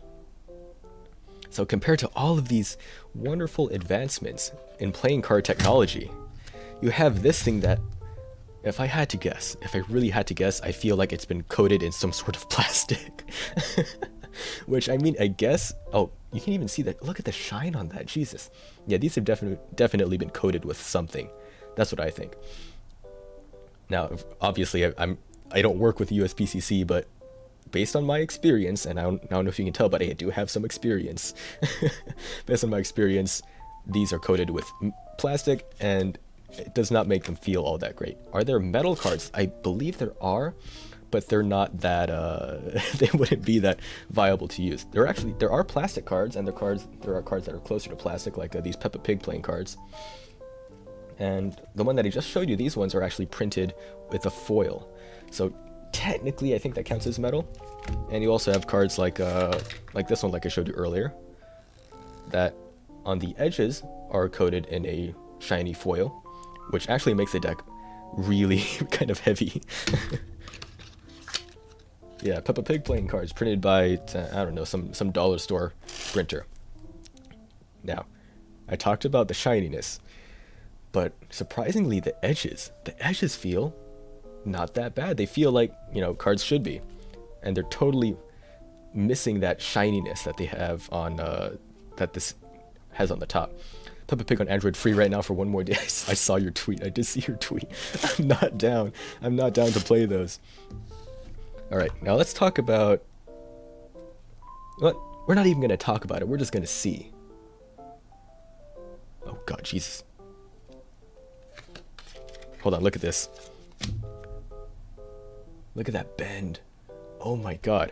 I've been handling these cards for like 5 minutes and there's already a significant bend. Oh, hold on. What if I... oh, okay. Well, that's also new. God, this is not what I expected. 1 cent card, yeah, dollar store cards. Modern cards. Let's start with the modern cards and how good they are, and then compare that to what I just noticed about this 1970s deck. U cards, right? Give them a little bit of a, we call this a crimp, just a little bit of a bend there, so that you can track it if it gets lost in the deck. Like you can see that you can see the mark that made, right? Just a little bit of a bend in the card is all you need. But now if we give the deck a few shuffles to get rid of the crimp, nothing crazy, right? Not even any time spent, the crimp is gone. It's completely gone. But with this deck, if I'm right, I'm just gonna slightly crimp this card in the same way, just a tiny bend. There you go, you can see it there. You can see the effect of the crimp. Now if we shuffle the deck, Oh god, I can't even bridge it. I can't even bridge it. Alright, one more shuffle to make it fair, because I believe I give the other one 2 shuffles. Oh my god, you can still see it. It lasts for too long. So if you accidentally bend a card, it's gonna be over for you. These just don't last as long. But in these cards' defense, I am going to say that these were made for casino play. I don't know if you can tell, but I was talking about the Cosmopolitan. These are actual casino cards, pretty recent as well. These two are meant for casinos. Stuff like this and this were not. And I don't know if you can tell the difference, but the main difference is that these have borders and the casino cards do not. Which is interesting to me because I think that it's way easier to cheat with cards assuming that you have borders. Let me show you an example of what that looks like. So let's say I want to, here, let's see, what do we have here? If I want to give myself an ace of spades, right? Ace of spades. Now that's about, what? That's about halfway, oh god, I just flashed. Hold on really quickly. Let's say I want to deal down this 10 of diamonds, right? Now that was about right over here, right? It's definitely not in the first 5. But assuming I go 1, 2, 3, if I'm dealing out 4, 5, right? I don't know if you caught that. It was pretty obvious on my end, but it should be actually really hard to tell if you're in person that, you know, you can do a bottom deal. And seconds, oh my god, the second deals must be so clean with this. To push this over and just deal out the second card. Oh my god. Oh my god, I'm looking at the camera right now. It's so hard to tell. Assuming that you're moving this back every time. Can you even tell that I'm not dealing the top card? Oh my god. What about Peppa Pig cards? Yeah, let me bring them over for a comparison really quick. They're all spread out on my desk. Yeah, it's so hard to tell. So Peppa Pig cards, just really quickly to show these off. Yeah, Peppa Pig. I bought these at a dollar store. They have Peppa Pig characters on the court cards, so pretty spicy. Now, handling these makes these feel like a dream. These feel so good compared to these, but these are pretty fun if you want to just mess around. You know, you can do all your standard packet cuts with these, but you won't be able to do anything like the Pharaoh Shuffle. Like that would be impossible. Yeah, I can't do the Pharaoh Shuffle. When I roleplay as Kaiba again later, I'm going to bring up your cardism. My grandfather's deck has no pathetic cards, Kaiba, except for this one that I found in his garage. Alright, so I talked about the longevity, I talked about the finish, and I think the one other thing that you have to talk about is the cut. Now, when cards are manufactured, when playing cards are manufactured, they start out as a sheet of playing cards. I actually have one, well, it's behind my monitor, so I won't be able to bring that out and show you, but they start out as a just sheet of playing cards. And when they're cut, so let's say that these 4 are on a sheet of playing cards, the big old knife that cuts them can either go down, can cut them from the face, or the big old knife can cut them like this. And depending on how they're cut, the cards will handle a different way. Now, when you saw me doing the Pharaoh Shuffle, which is this, right, where all the cards melt together like that, it'll actually handle differently depending on how the cards are cut. So if they're handled, I believe if they're cut from the face, then it'll be easier to Pharaoh Shuffle with the faces. So it'd be easier to Pharaoh Shuffle them like this. And I don't know if you can tell, but I'm having a lot of trouble with that. Now I'm still able to get the shuffle, obviously, but it's just so much harder. And for just like money, yeah. So if it's cut from the face, I believe that is called a classic cut. When it's cut from the when it's cut like this, I believe it's called traditional.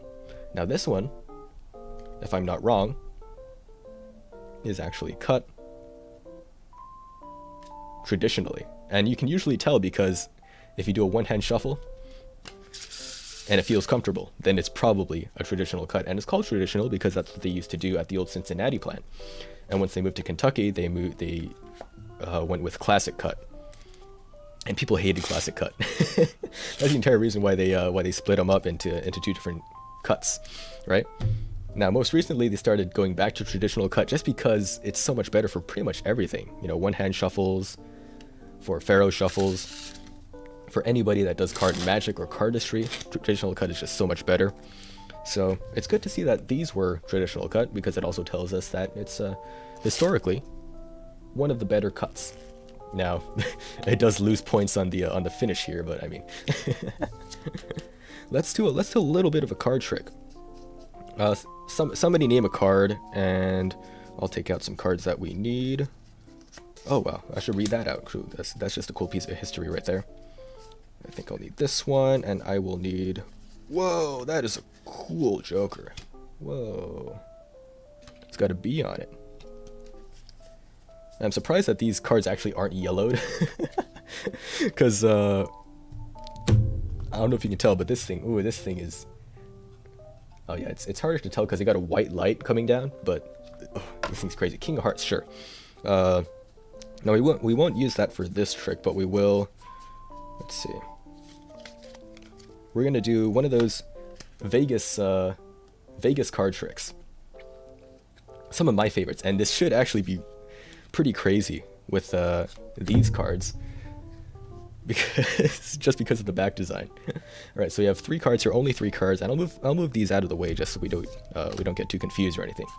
Only 3 cards, right? And that's my favorite part about this, is that there's really only 3. There's one Joker, there's another Joker, and there's an ace.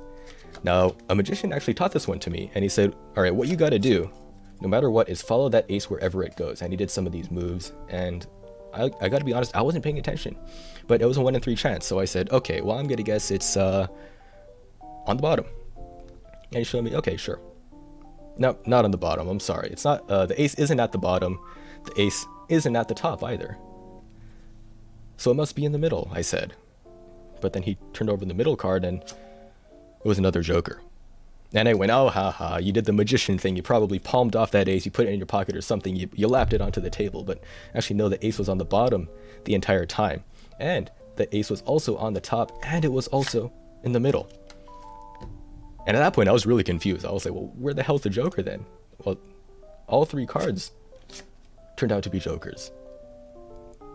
And this is what made me want to become a magician. So I said, can you show me exactly what those cards are? Because I want to show people. I want to show people in real life. I want to show people on stream. I want to do this for everybody because I love this trick so much. And the magician said, sure, I'll show you all 3 cards. No funny business. There is one Joker. There is one ace. And what do you think this card is? I took my guess. I thought it was a Joker, because I saw 2 Jokers at the start. And when I do this trick for people, I get all sorts of guesses. Jokers, an ace, a double-backed card.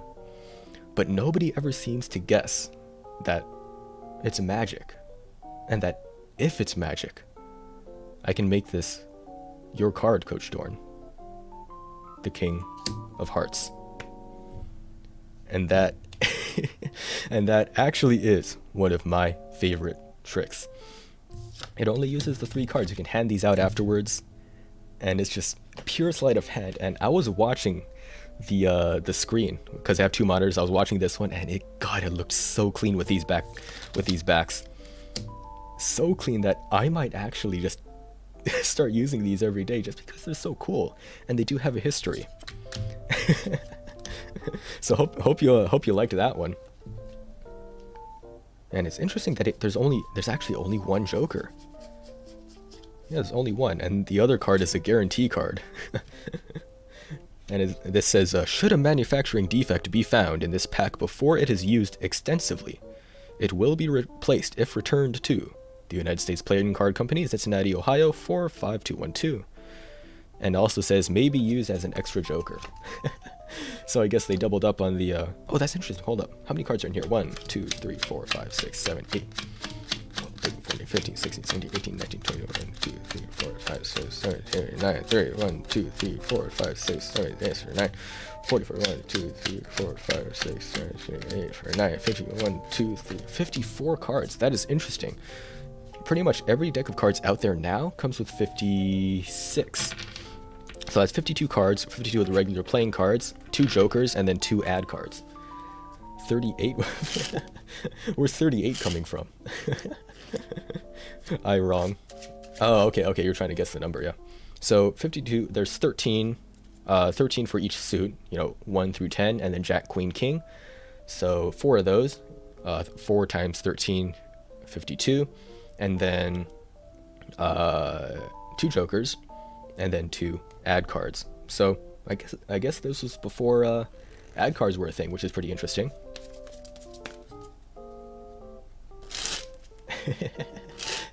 We got the K-E-O. What's he spelling? What's he spelling? I can't tell. But this thing, oh. Hold on. We're gonna try some of my favorite sleight of hand moves with this deck. Starting with the one that I did earlier, which was this, the bottom control. So we have the 10 of hearts. Oh, you couldn't even tell. That it went to the bottom. Oh my god. What else? The top control. Let's do the. Oh no. Let's go 2 packets and then 2 packets. So let's use the what is that? King of clubs, I think. I think I flubbed it, but no, the king. No, pain. We'll try that again. Sometimes you just mess up. 4 of hearts. I should actually practice this more, but just because it's so good. There we go. I don't think anybody... Yeah, you can't tell with the back design. That's just so cool. What else is there? The double. Lift over 1 card, 3 of hearts. Put it into the middle. Not in all the way because, I got to do the presentation here. Ace of clubs. So 3 of hearts, ace of clubs. Puts this in. And the 3 of hearts jumps to the top. You don't believe me? No. Because the ace of clubs is now the second card from the top, meaning that this card here has to be the 3 of hearts. Oh, that looks so clean. If there's anything good about the fact that these don't slide as well from the air cushion finish compared to the new cards is that they actually stick. What else is there? Oh, the let's do the card to, well, it's hard to do card to mouth, but the what, King of Spades. Oh, I gotta try cardistry with this afterwards. Bye. Alright, cardistry moves. This is gonna be interesting. Alright, let's do a ooh, okay, let's do a dribble. Not bad. Let's do a spring. Oh, that felt terrible. That felt absolutely terrible. I feel like I shouldn't do that too much either, just because these cards are just not gonna like it. They're gonna bend a little bit, and then they're gonna be bent forever. Okay, Riffle Shuffle, not bad. Yeah, these cards are definitely meant to be at a card table where they're not constantly bent, like with modern cards that are heavily influenced by cardistry. Oh yeah, there you go. So the shuffle and the strip. And back, what shenanigans we got going on, Josh? This is a deck of cards from approximately 1970 to 1980, and it went over some of the history behind the United States Playing Card Company. I performed a magic trick as well, which worked out very, very nicely. And I'm thinking about doing one more, but I don't know what it'll be. And so for now, I'm just kind of trying out regular card moves with this old deck. And I do want to point out that my hands actually hurt from handling this deck, from doing all my regular card moves, because they are just so, what's the word? Stiff. I think stiff is the word for it. I might be able to break these in if I use them enough, but they are stiff, and I mean stiff. What was the thing I was doing earlier? I was doing the under pressure, which is this move right here, where the cards kind of like slide, right? And you can also do the pressure fan. But with this deck, I don't even want to try doing that, because Well, actually, that didn't work out too bad. But it just felt painful. It was so bad. Even doing this, my hands were like, okay, good. You gotta chill out, man. You gotta chill out. All right, let's try my hot shot. Ooh, hot shot cut.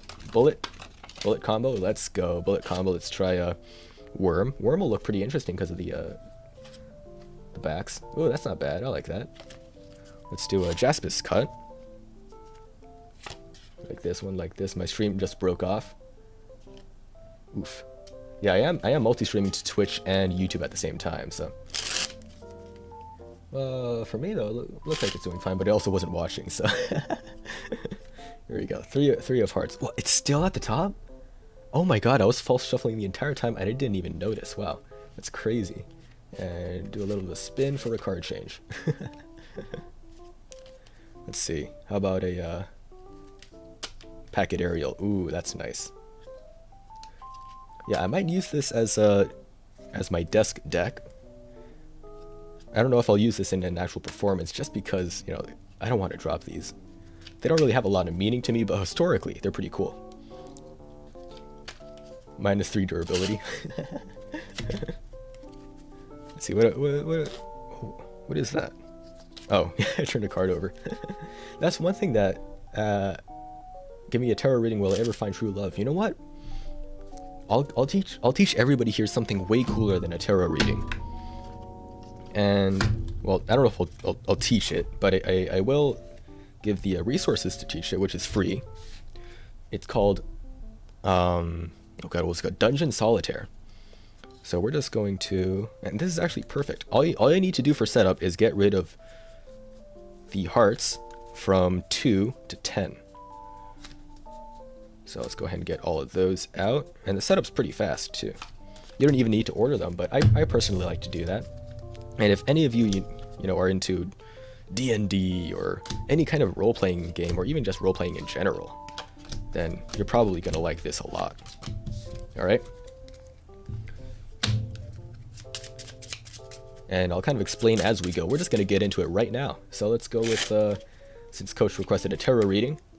Coach, you are an adventurer. And since we're role-playing, why not? Let's say you've infiltrated the warehouse, the PlayAsia warehouse, and your goal is to find all 4 of the secret stickers. And the 4 secret stickers will be represented by the kings. And all the rest of the cards will be our way of telling the story and what monsters, what traps, what, you know, riddles you run into. So you enter the warehouse, and the first thing you see, oh, look at that look, is, what should we call this?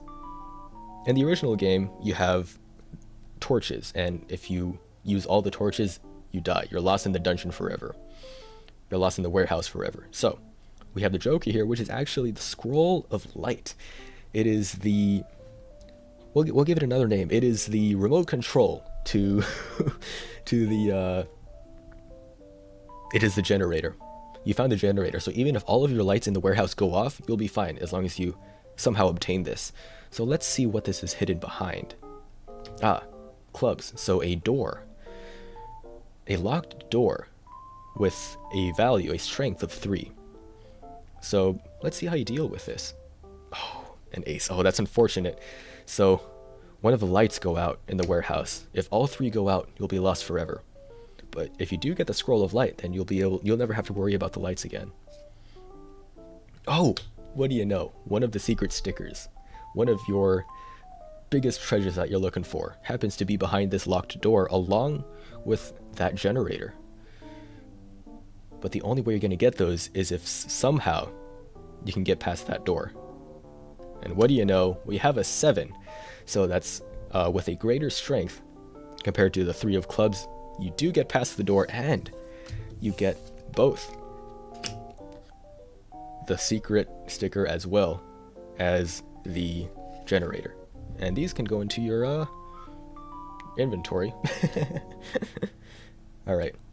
The way this works is that you can go as far into the dungeon as you want.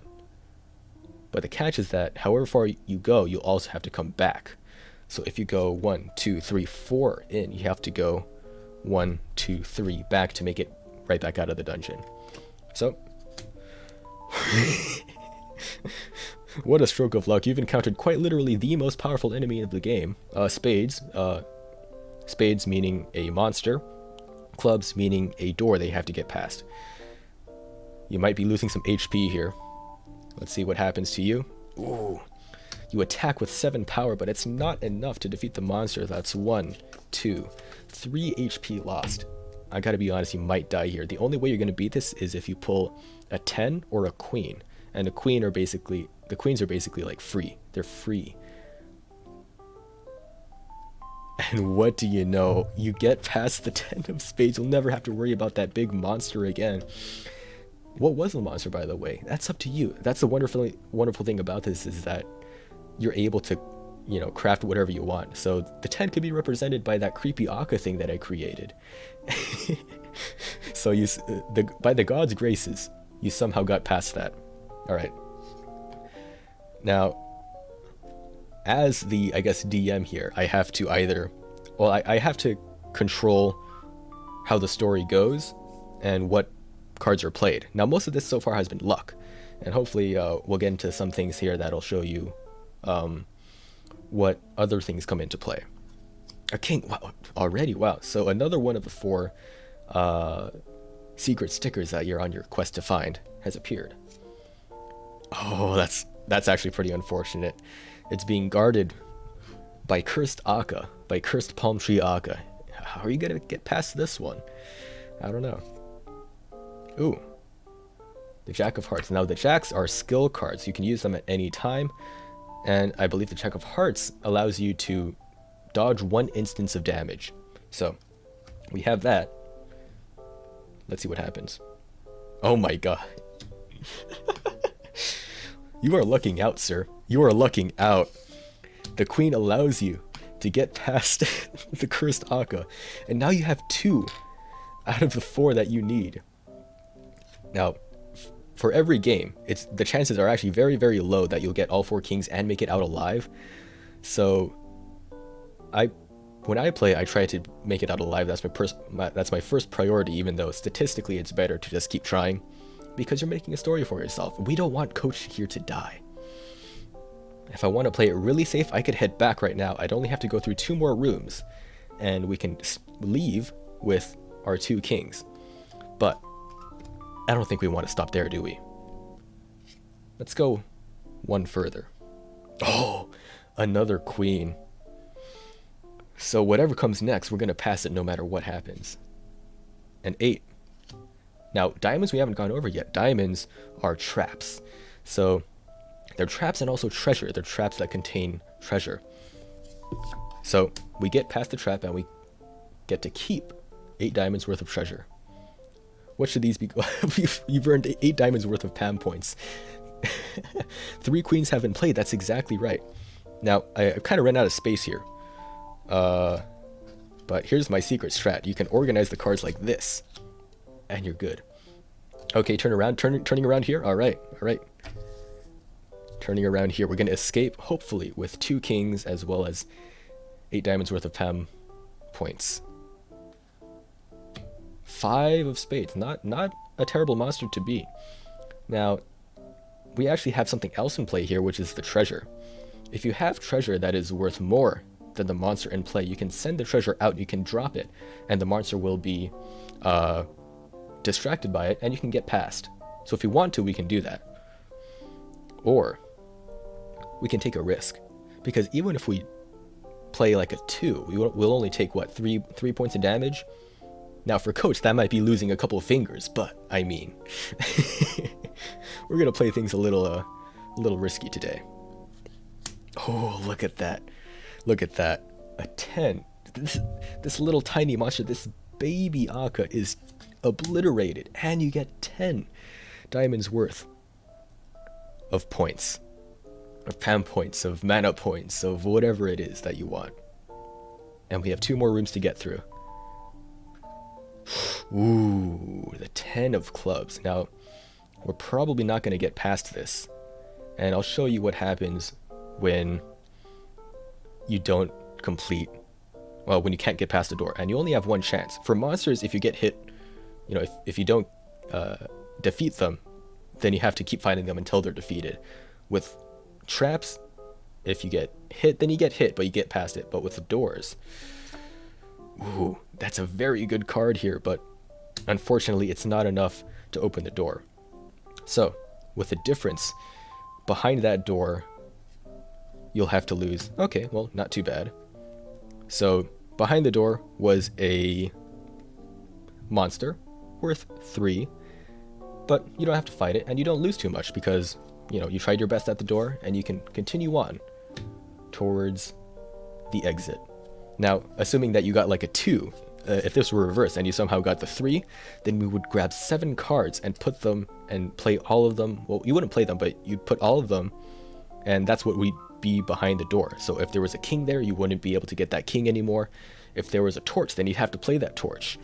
And if there was like a queen, it would count for nothing because it would be behind the door. So that's what happens with those. But you only have 1 room left. You've only lost, what, 3 HP? That's just a couple scrapes and bruises. So, ooh, well, it's a door, so it won't kill you. It won't kill you. Let's see how you deal with it. Ooh, a 2, so you have to place what's behind the door. 1, 2, 3, 4, 5. Oh, one of the kings is lost behind the door, but that's fine. That's fine. We're on our way out anyways. How many was that? Oh, I lost count. That was, let's see, 1, 2, 3, 4, 5, and then 6, 7. So 6 and 7. So you lose 1 king, and you lose some of those skill cards, but you wouldn't have been able to use those anyways because you, coach, have made it out of the warehouse. And for our final results, you've lost 3 HP. So you can decide what that means to you. And you also made it out with, well, the generator won't mean much outside of the warehouse, and the skill card won't mean much either because you're finally out. So your final results are 7 HP, 2 of those secret stickers, and 18 diamonds worth of whatever those points were.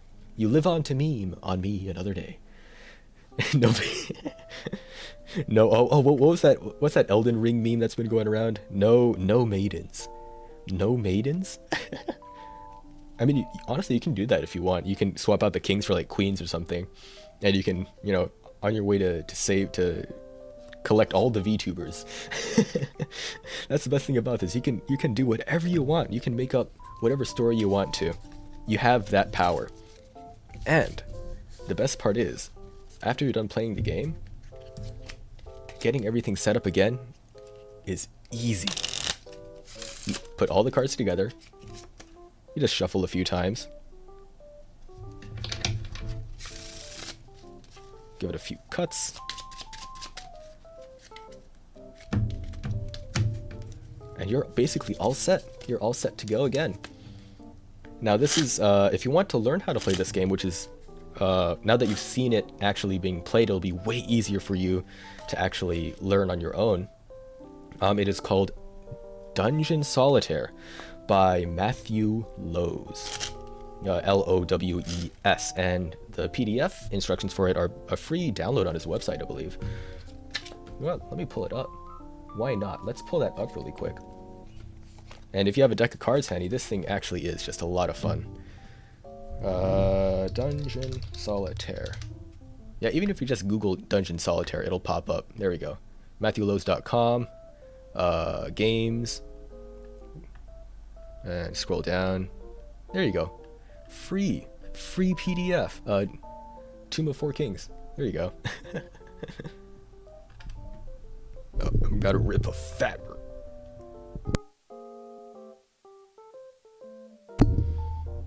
Oh, that was all my water.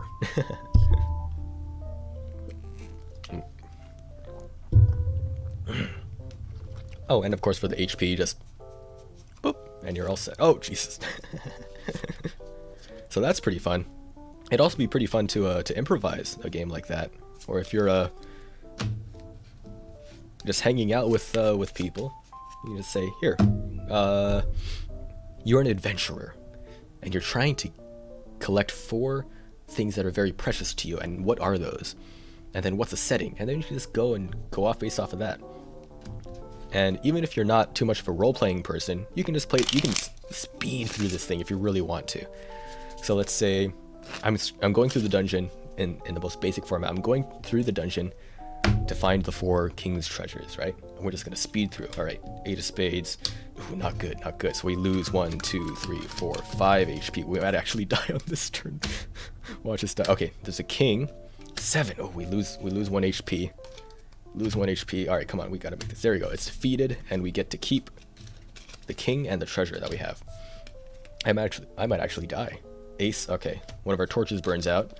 King. Ooh, another king's treasure. Perfect. And we get a jack, so we get one of those skills. Ooh, another skill. That's our master key. We can get past any door since it's clubs. 4. So our king's treasure, is locked behind a trap worth 4.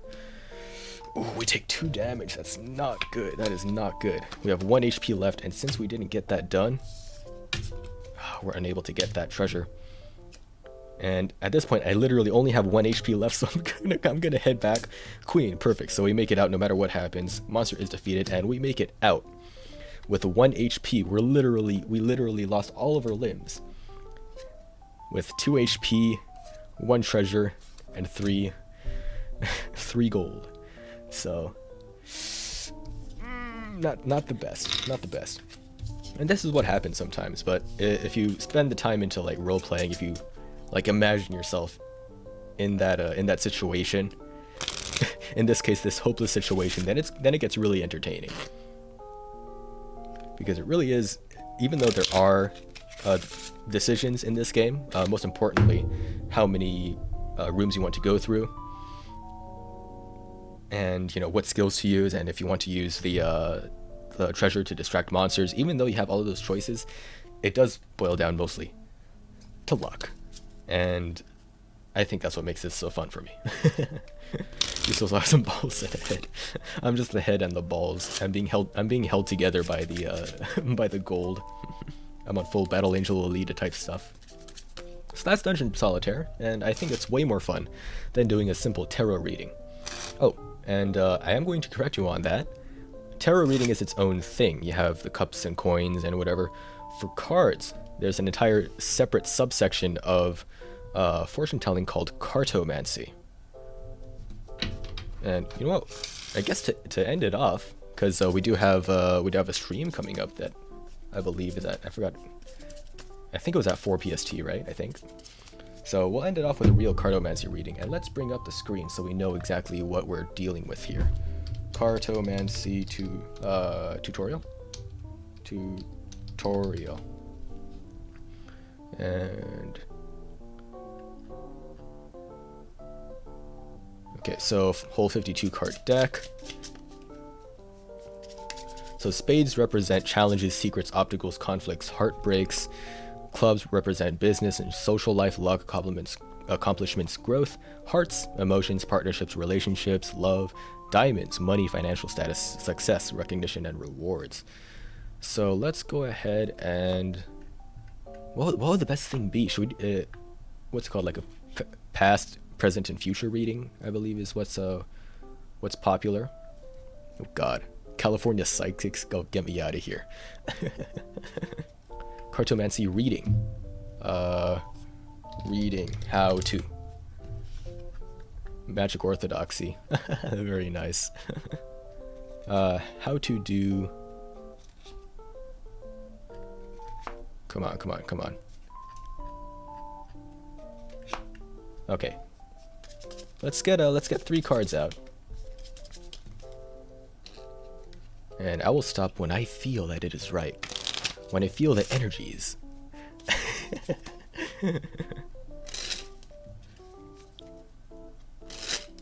And let me make sure they have all the cards in here. I should have all the cards in here, I believe.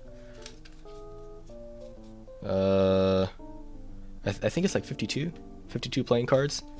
So, all right, who wants to? I think it was Coach that wanted the reading, so we'll go ahead and do that. Let's keep giving these some shuffles.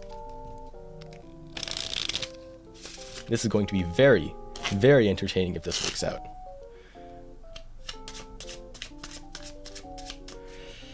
All right, you. Let's go ahead and just keep this here.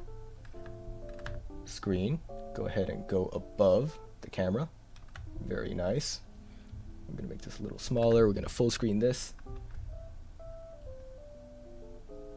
And move this a little bit down. Pick some numbers. Let's have people pick some numbers. Because I think it's a little weird if I just go out and just deal down cards or whatever. Alright.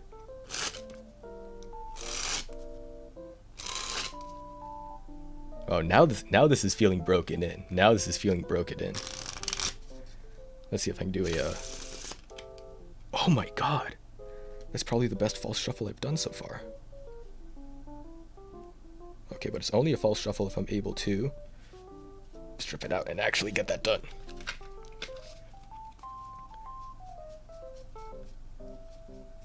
Bro, I am so tough to... Sir? You're what or what now? Okay, 4, 3, 7, 21, 47. Alright, so we have 1, 2, 3, 4 for Josh. King of Hearts. Let's see, what does this translate to? Oh my goodness, that is the best. That's one of the best ones you could get. Kind, helpful. What the hell? Okay, I shouldn't have used this one. Let's go back to that first one that I got. King of Hearts. A blonde man in your life who is caring, possibly paternal. Does that resonate with you at all?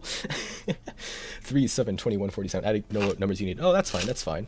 Let's go 1, 2, 3, 4, 5, 6, 7, 8, 9, 10, 11, 12, 13, 14, 15, 16, 17, 18, 19, 20, 21, 22, 23, 24, 25, 26, 27, 28, 29, 30, 31, 2, 3, 4, 5, 6, 7, 8, 9, 40, 41, 42, 43, 44, 45, 46, 47.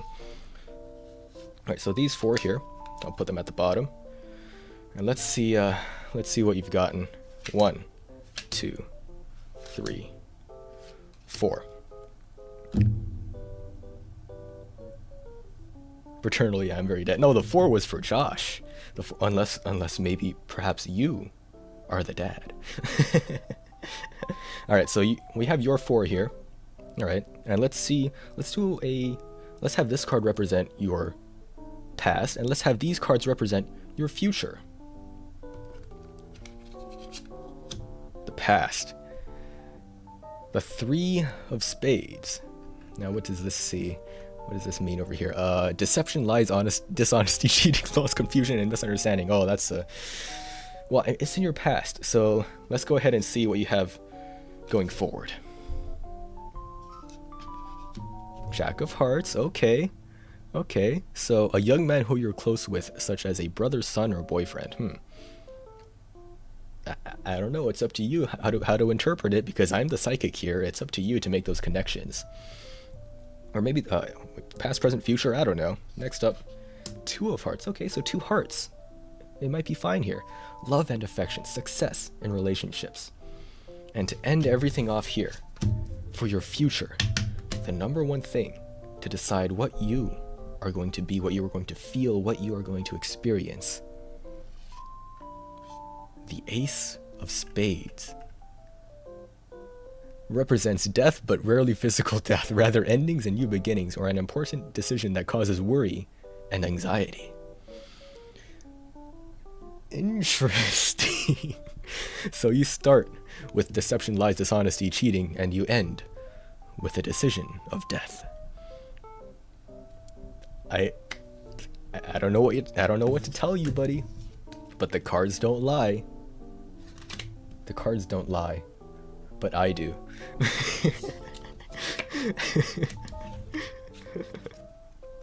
Oh, that's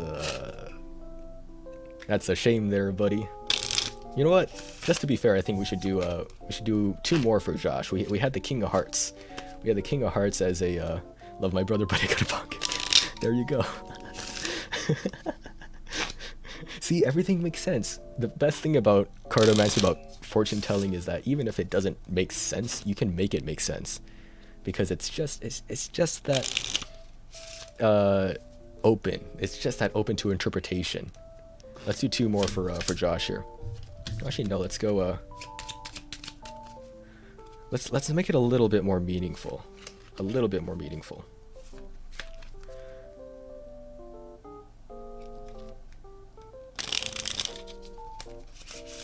There we go. Card shuffle sounds. Ooh, baby. Yeah, it is gonna end soon because I believe the stream is at like 4, right? Or in like 7 minutes for me at least. Card shuffle sounds. Hell yeah. Oh yeah. I forgot the emotes will go up onto the screen, so go wild with those. It'll help distract from the sleight of hand I'm about to show you.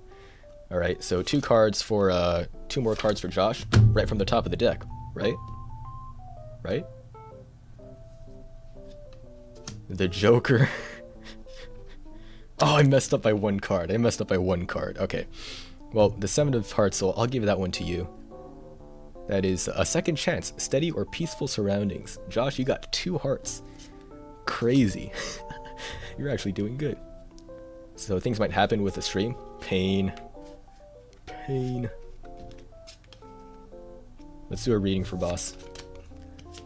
No sleight of hand here. Earlier I did a second deal. And by the way, Masandro, you weren't here to see this, but this is a deck from 1970. And it is actually like... You can't tell when I'm dealing seconds, when I'm dealing cards from the top, and when I'm not. And even if I'm dealing bottoms, it's actually it's hard to tell as well.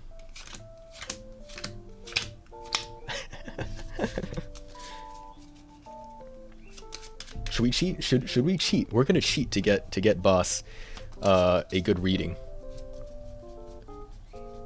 Yeah, you're not gonna see me do this, basically ever. But we're going to cheat. Let's get all the courts out. We'll get the courts out. And 10. I think is that what a royal flush is? I don't know. I don't play gambling. Because it's so old. That's crazy. Oh no, it's because of the back design. We did talk about some of the other differences earlier.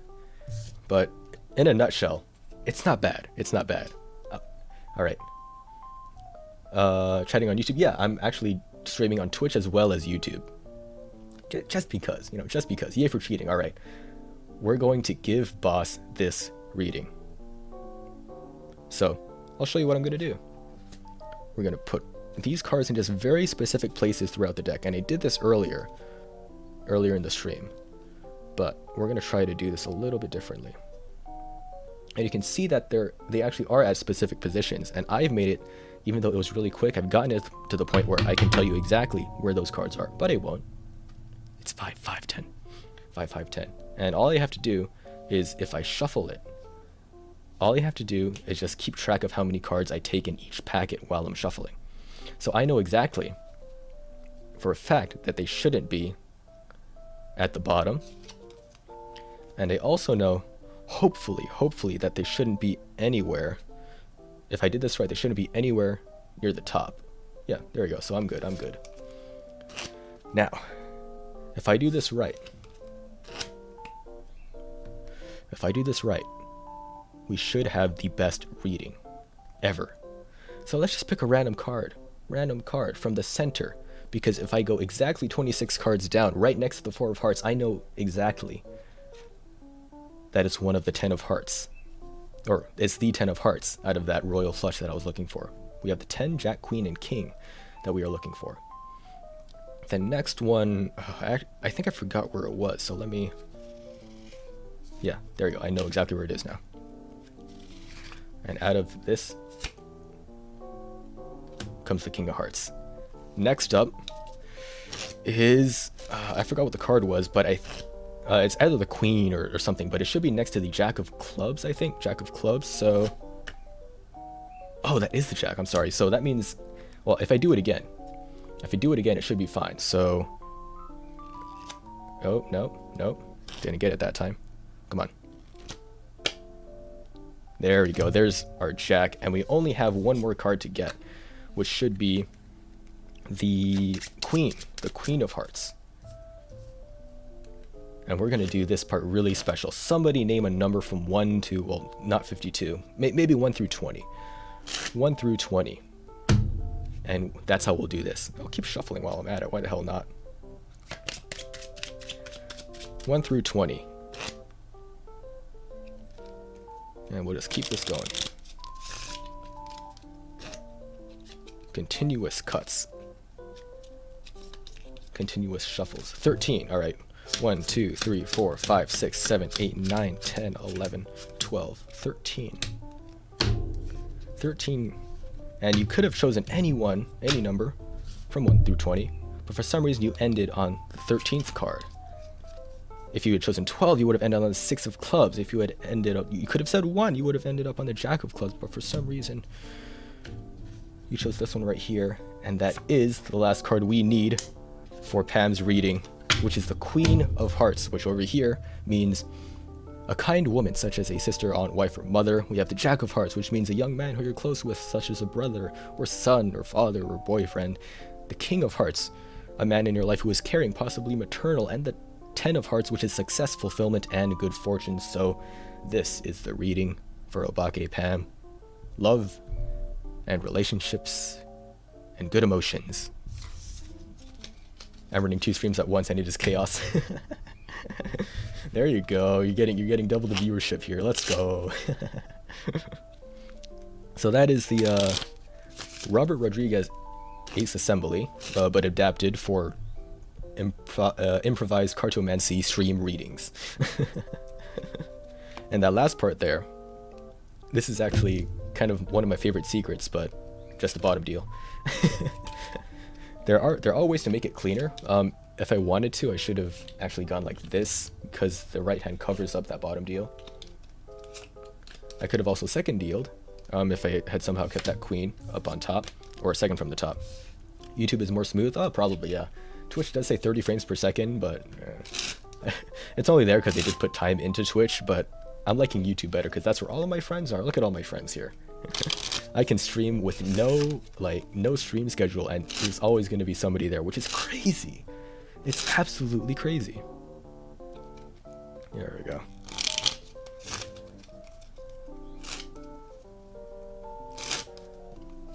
Let's see, it is 4 o'clock, and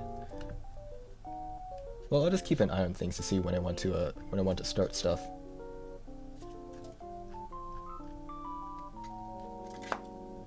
Pretty bad burn. Oof, oof. Yeah, I'm glad we did that. We did that reading. Oh. Let me get some water. Been doing a lot of talking, more than I was expecting earlier.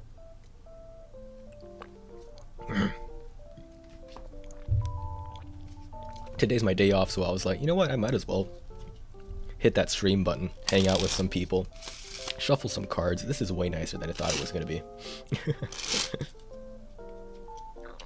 So this is... but sorry, you did miss it earlier, but I'll just show you really quick what the... where the hell's the talk box? There you go. B playing cards from about 1970 to 1980.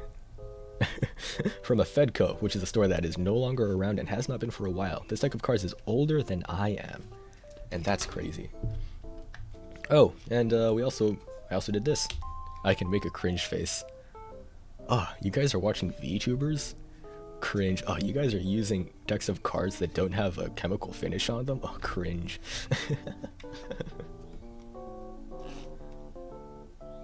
There we go. I do want to get more into gambling demonstrations, but I'm just not that consistent at doing bottom deals and stuff like that. They're older than you are too. Oh, probably, yeah. That's something I didn't consider. Like, these were bought when my dad was a kid, so that's pretty crazy. Yo. And concerning how old they are, they actually handle pretty well. Oh my god. Oh, but I'm not reading that comment. Oh. I refuse to read that comment. In fact, I hate that comment so much that I'm putting this deck down and I'm going to skedaddle on over for a restroom break. That's how much I dislike that comment. I'm turning the BGM up for y'all.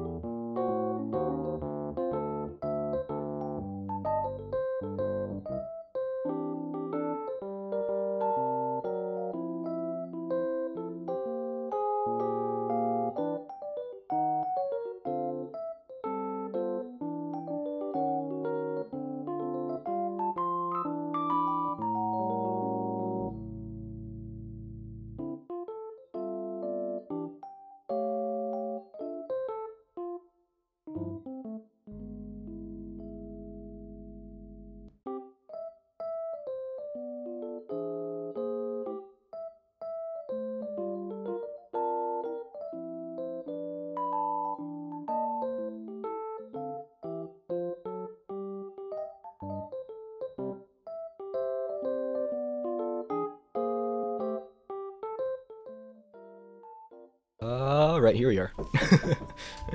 Yo, like that burb cameo. So that was oh, hold on.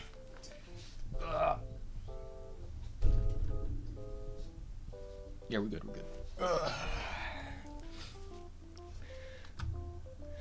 Final read the comment. Lynn, why are you being so based ratio cringe like Brawl now? Cringe plus ratio plus L. How could there be no shenanigans? Oh, don't worry. I said there would be no shenanigans, but we got up to many shenanigans. Aka, name a card. Any card in a deck of playing cards. Not the Joker, though. That would be kind of dumb. Let's see. Yeah, there's our Joker. 7 of spades. That's interesting. We were just talking about cardomans. We have that up. What is the what does the 7 of spades represent? Bad luck, loss, unexpected trouble, addiction, a setback. Damn. All right, I did this earlier, but I loved it. So we do have more people watching. So I'm gonna do it one more time. It only uses 3 cards. It's that simple. And a magician showed this to me once, and well, I'll show you the presentation it was. There are 3 cards. There's one Joker, there's another Joker, and there is an ace. And the magician told me when I learned this that your job is to chase that ace wherever it goes. And he did some shady moves. And I said, well, I mean, it's a 1 out of 3 chance. So I said, okay, well, I think it is at the bottom. And he showed me, well, the bottom's the Joker. You lost. Yeah, I mean, but it's all right. At the top was Joker, and obviously in the middle had to be the ace. That's what I thought, but the magician showed me that it was actually a Joker as well. And that kind of got me. I was like, oh, what the hell happened there? But I eventually realized, okay, well, you probably took that ace and you palmed it off. You stuck it, in your pocket or something. You did something magical with it. But no, the ace was on the bottom the entire time. And actually, the ace was also on the top and in the middle. And at that point, I was really confused. I said, what the hell is going on here? Where's the Jokers? Well, actually, all 3 cards were Jokers. And this is what got me into magic. I said, okay, can you show me how this trick works? And he said, sure. I'll show you exactly what these 3 cards are. There's 1 Joker.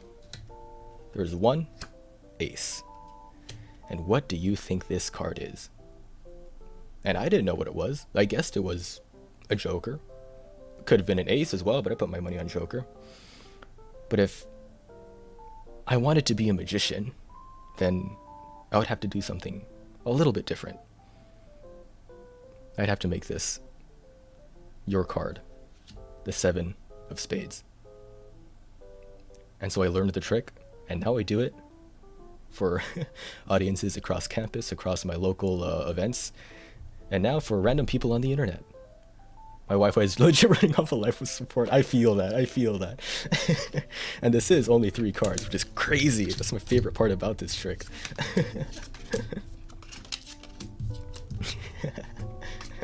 Why not? We'll go into a full routine here. We'll take your 7 of spades. We'll put that back into the deck about not like exactly in the middle, I don't know how to do that, but somewhere close to the middle. Not that it matters, because all you have to do is just turn the top card over and it jumps right back. Here, we'll do it slowly. I'll put the 7 of spades into the middle. I won't push it in all the way.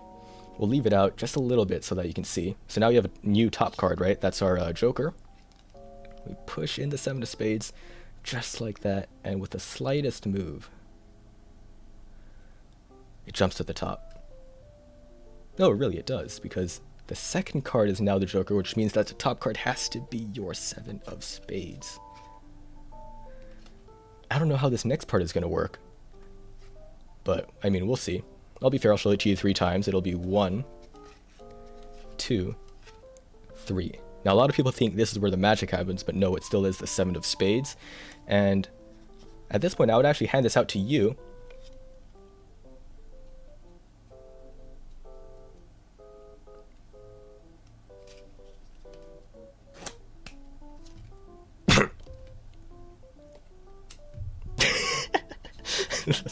I don't know how the hell that looked on camera, but trust me, it works perfect in person.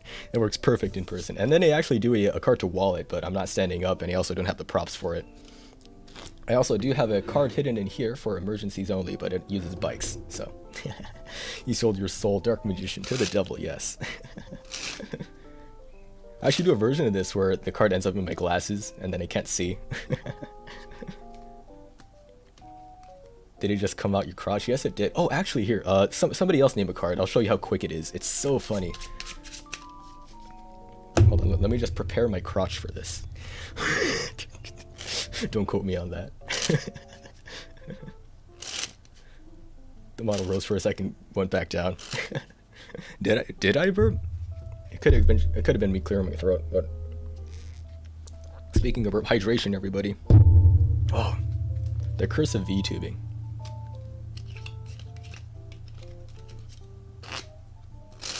All right, somebody name a card. Somebody name a card. It'd be kind of weird if I just chose a card for myself, which I have done before sometimes. If I just don't want somebody touching my cards, I'll try to just get one, and I'll get a Sharpie. I'll tell them to just write their name on it, because even if I had duplicates of an entire deck full of Ace of Spades, then that would be the only one with their signature on it.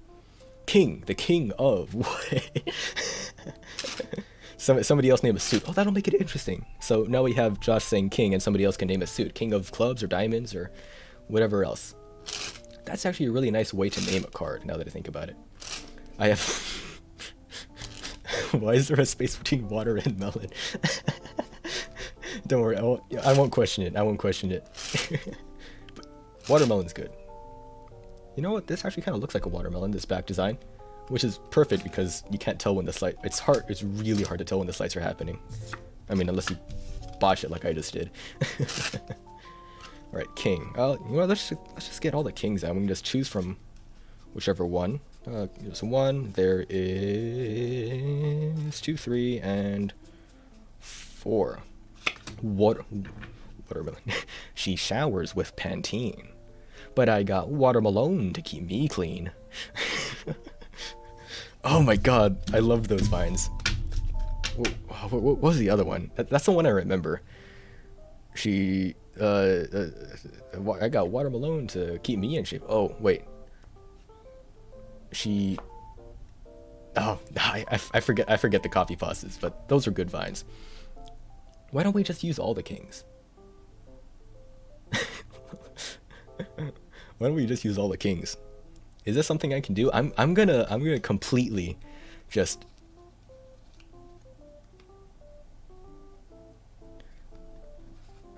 This is completely improvised. I have no idea how this is gonna turn out, but I'm gonna try it.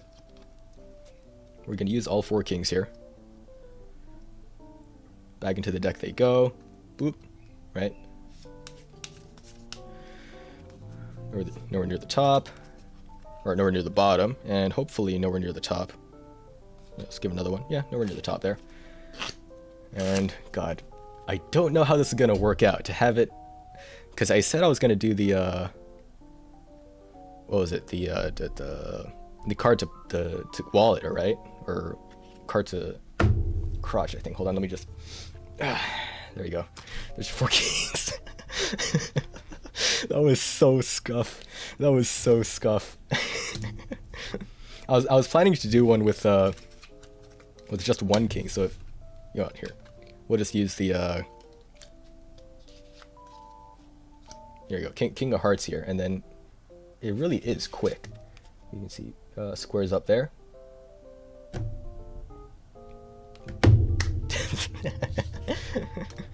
Slights, man. Love these things.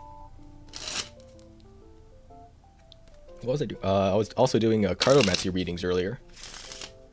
Not that they were, not that they worked out so well. Oh, solid.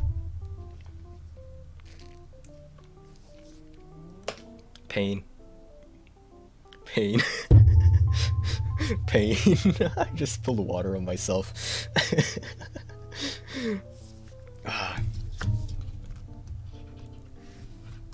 Oh wow, I got on my pants too. Amazing.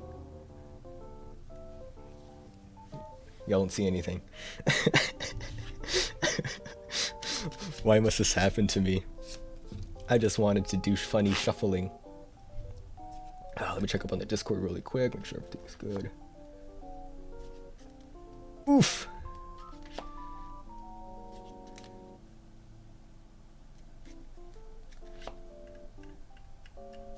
Let's see, how is the stream? Is the stream gonna be all right? Hey yo. Oh. Yo, it's up. It's up. God damn. That's who I got. Sippy cup nowhere wet shirt. Final upgrade. Final upgrade for my gamer fuel from my gamer fuel cup. Alright, I am going to skedaddle. Should I do one more thing? Let's do one more thing for everybody.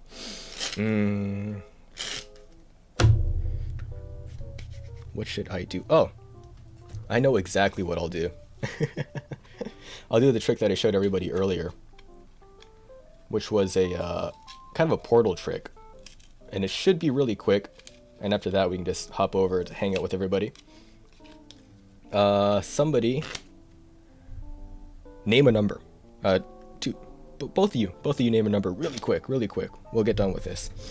And we're going to use these old cards here. There's only like 20, 25, so don't go any... well, actually, no, 23, so don't go past that. And of course, this is a full deck with huge indexes, massive indexes. This is the portal trick, 69. Let's do 6 and 9. Why not? 1, 2, 3, 4, and then... oh god, what's 9? Wait, no, I can just count. What am I saying? 5, 6, 7, 8, 9. Okay, there we go. God damn. Alright, so we have the ace of diamonds, ace and the 3. So, and that's all we'll need for this. Oh, 20. Let's just go with these. You'll just have to trust that, you know. I'm gonna skip most of the patter. I'm gonna skip most of the patter here, because what we're gonna do is create a wormhole, right? We're gonna trap a little bit of our universe in each of these cards here by folding them in very specific ways. So here's 1, hot dog style, and here's 2, hamburger. There we go. So a little bit of our universe in this one, and a little bit of our universe in this one. Now, I don't know if anybody has seen the movie Interstellar, but if you don't, it could also be known as its other name, which is 3 Hours of Bullshit. Now, in the movie, there's a very, very, very cool segment where a wormhole is explained, and it's done with a piece of paper, right? And the piece of paper is folded, and it shows, you know, this is how you travel through space or something, right? We're gonna do something similar, and in my opinion, a lot cooler, because we have a little bit of our universe in this card and a little bit of our universe in this card as well. But if we put them into one another, that's how we make the wormhole. And if we go through the wormhole, the card turns inside out. You can do it slowly, and you can see the moment where it changes. You can even remove the human element, and you can even see the inside. because that card really is turning inside out. You can go diagonally like this and slowly, magically see that card change. Now I could open this thing up. I can open this thing up and show you exactly what's going on here, but this isn't just a magic trick. As I said, this is an experiment. It's a wormhole. So we have to end it somehow. And I prefer to split things right in the middle with no funny movements so that everybody can see that the cards really did turn inside out through the wormhole. And funnily enough, they actually do match.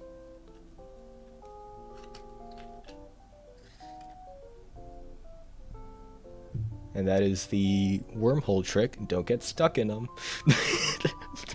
What the hell was that? Don't get stuck in them. I need to figure out a better presentation for that trick. But that is the wormhole trick. Thank you, everybody, for stopping by through the stream. And yes, these actually are inspectable. If you were here, I could hand these out to you, and you can check these out. Bruv. Yeah, so let me know and I'll send these over to you for inspection. Alright, I will be calling it for this stream. Time to get myself some water and get myself a sippy cup so that I will never...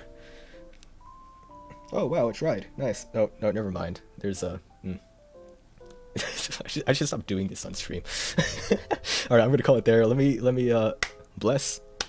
I will see you the next time I stream, maybe. I don't know. I don't have a schedule. I just go on whenever I feel like I have the urge to do things on the internet and talk to my buddies. Shoutouts to Volker, who stopped by on Twitch as well as YouTube. Subscribe if you want to see more weird shit like this.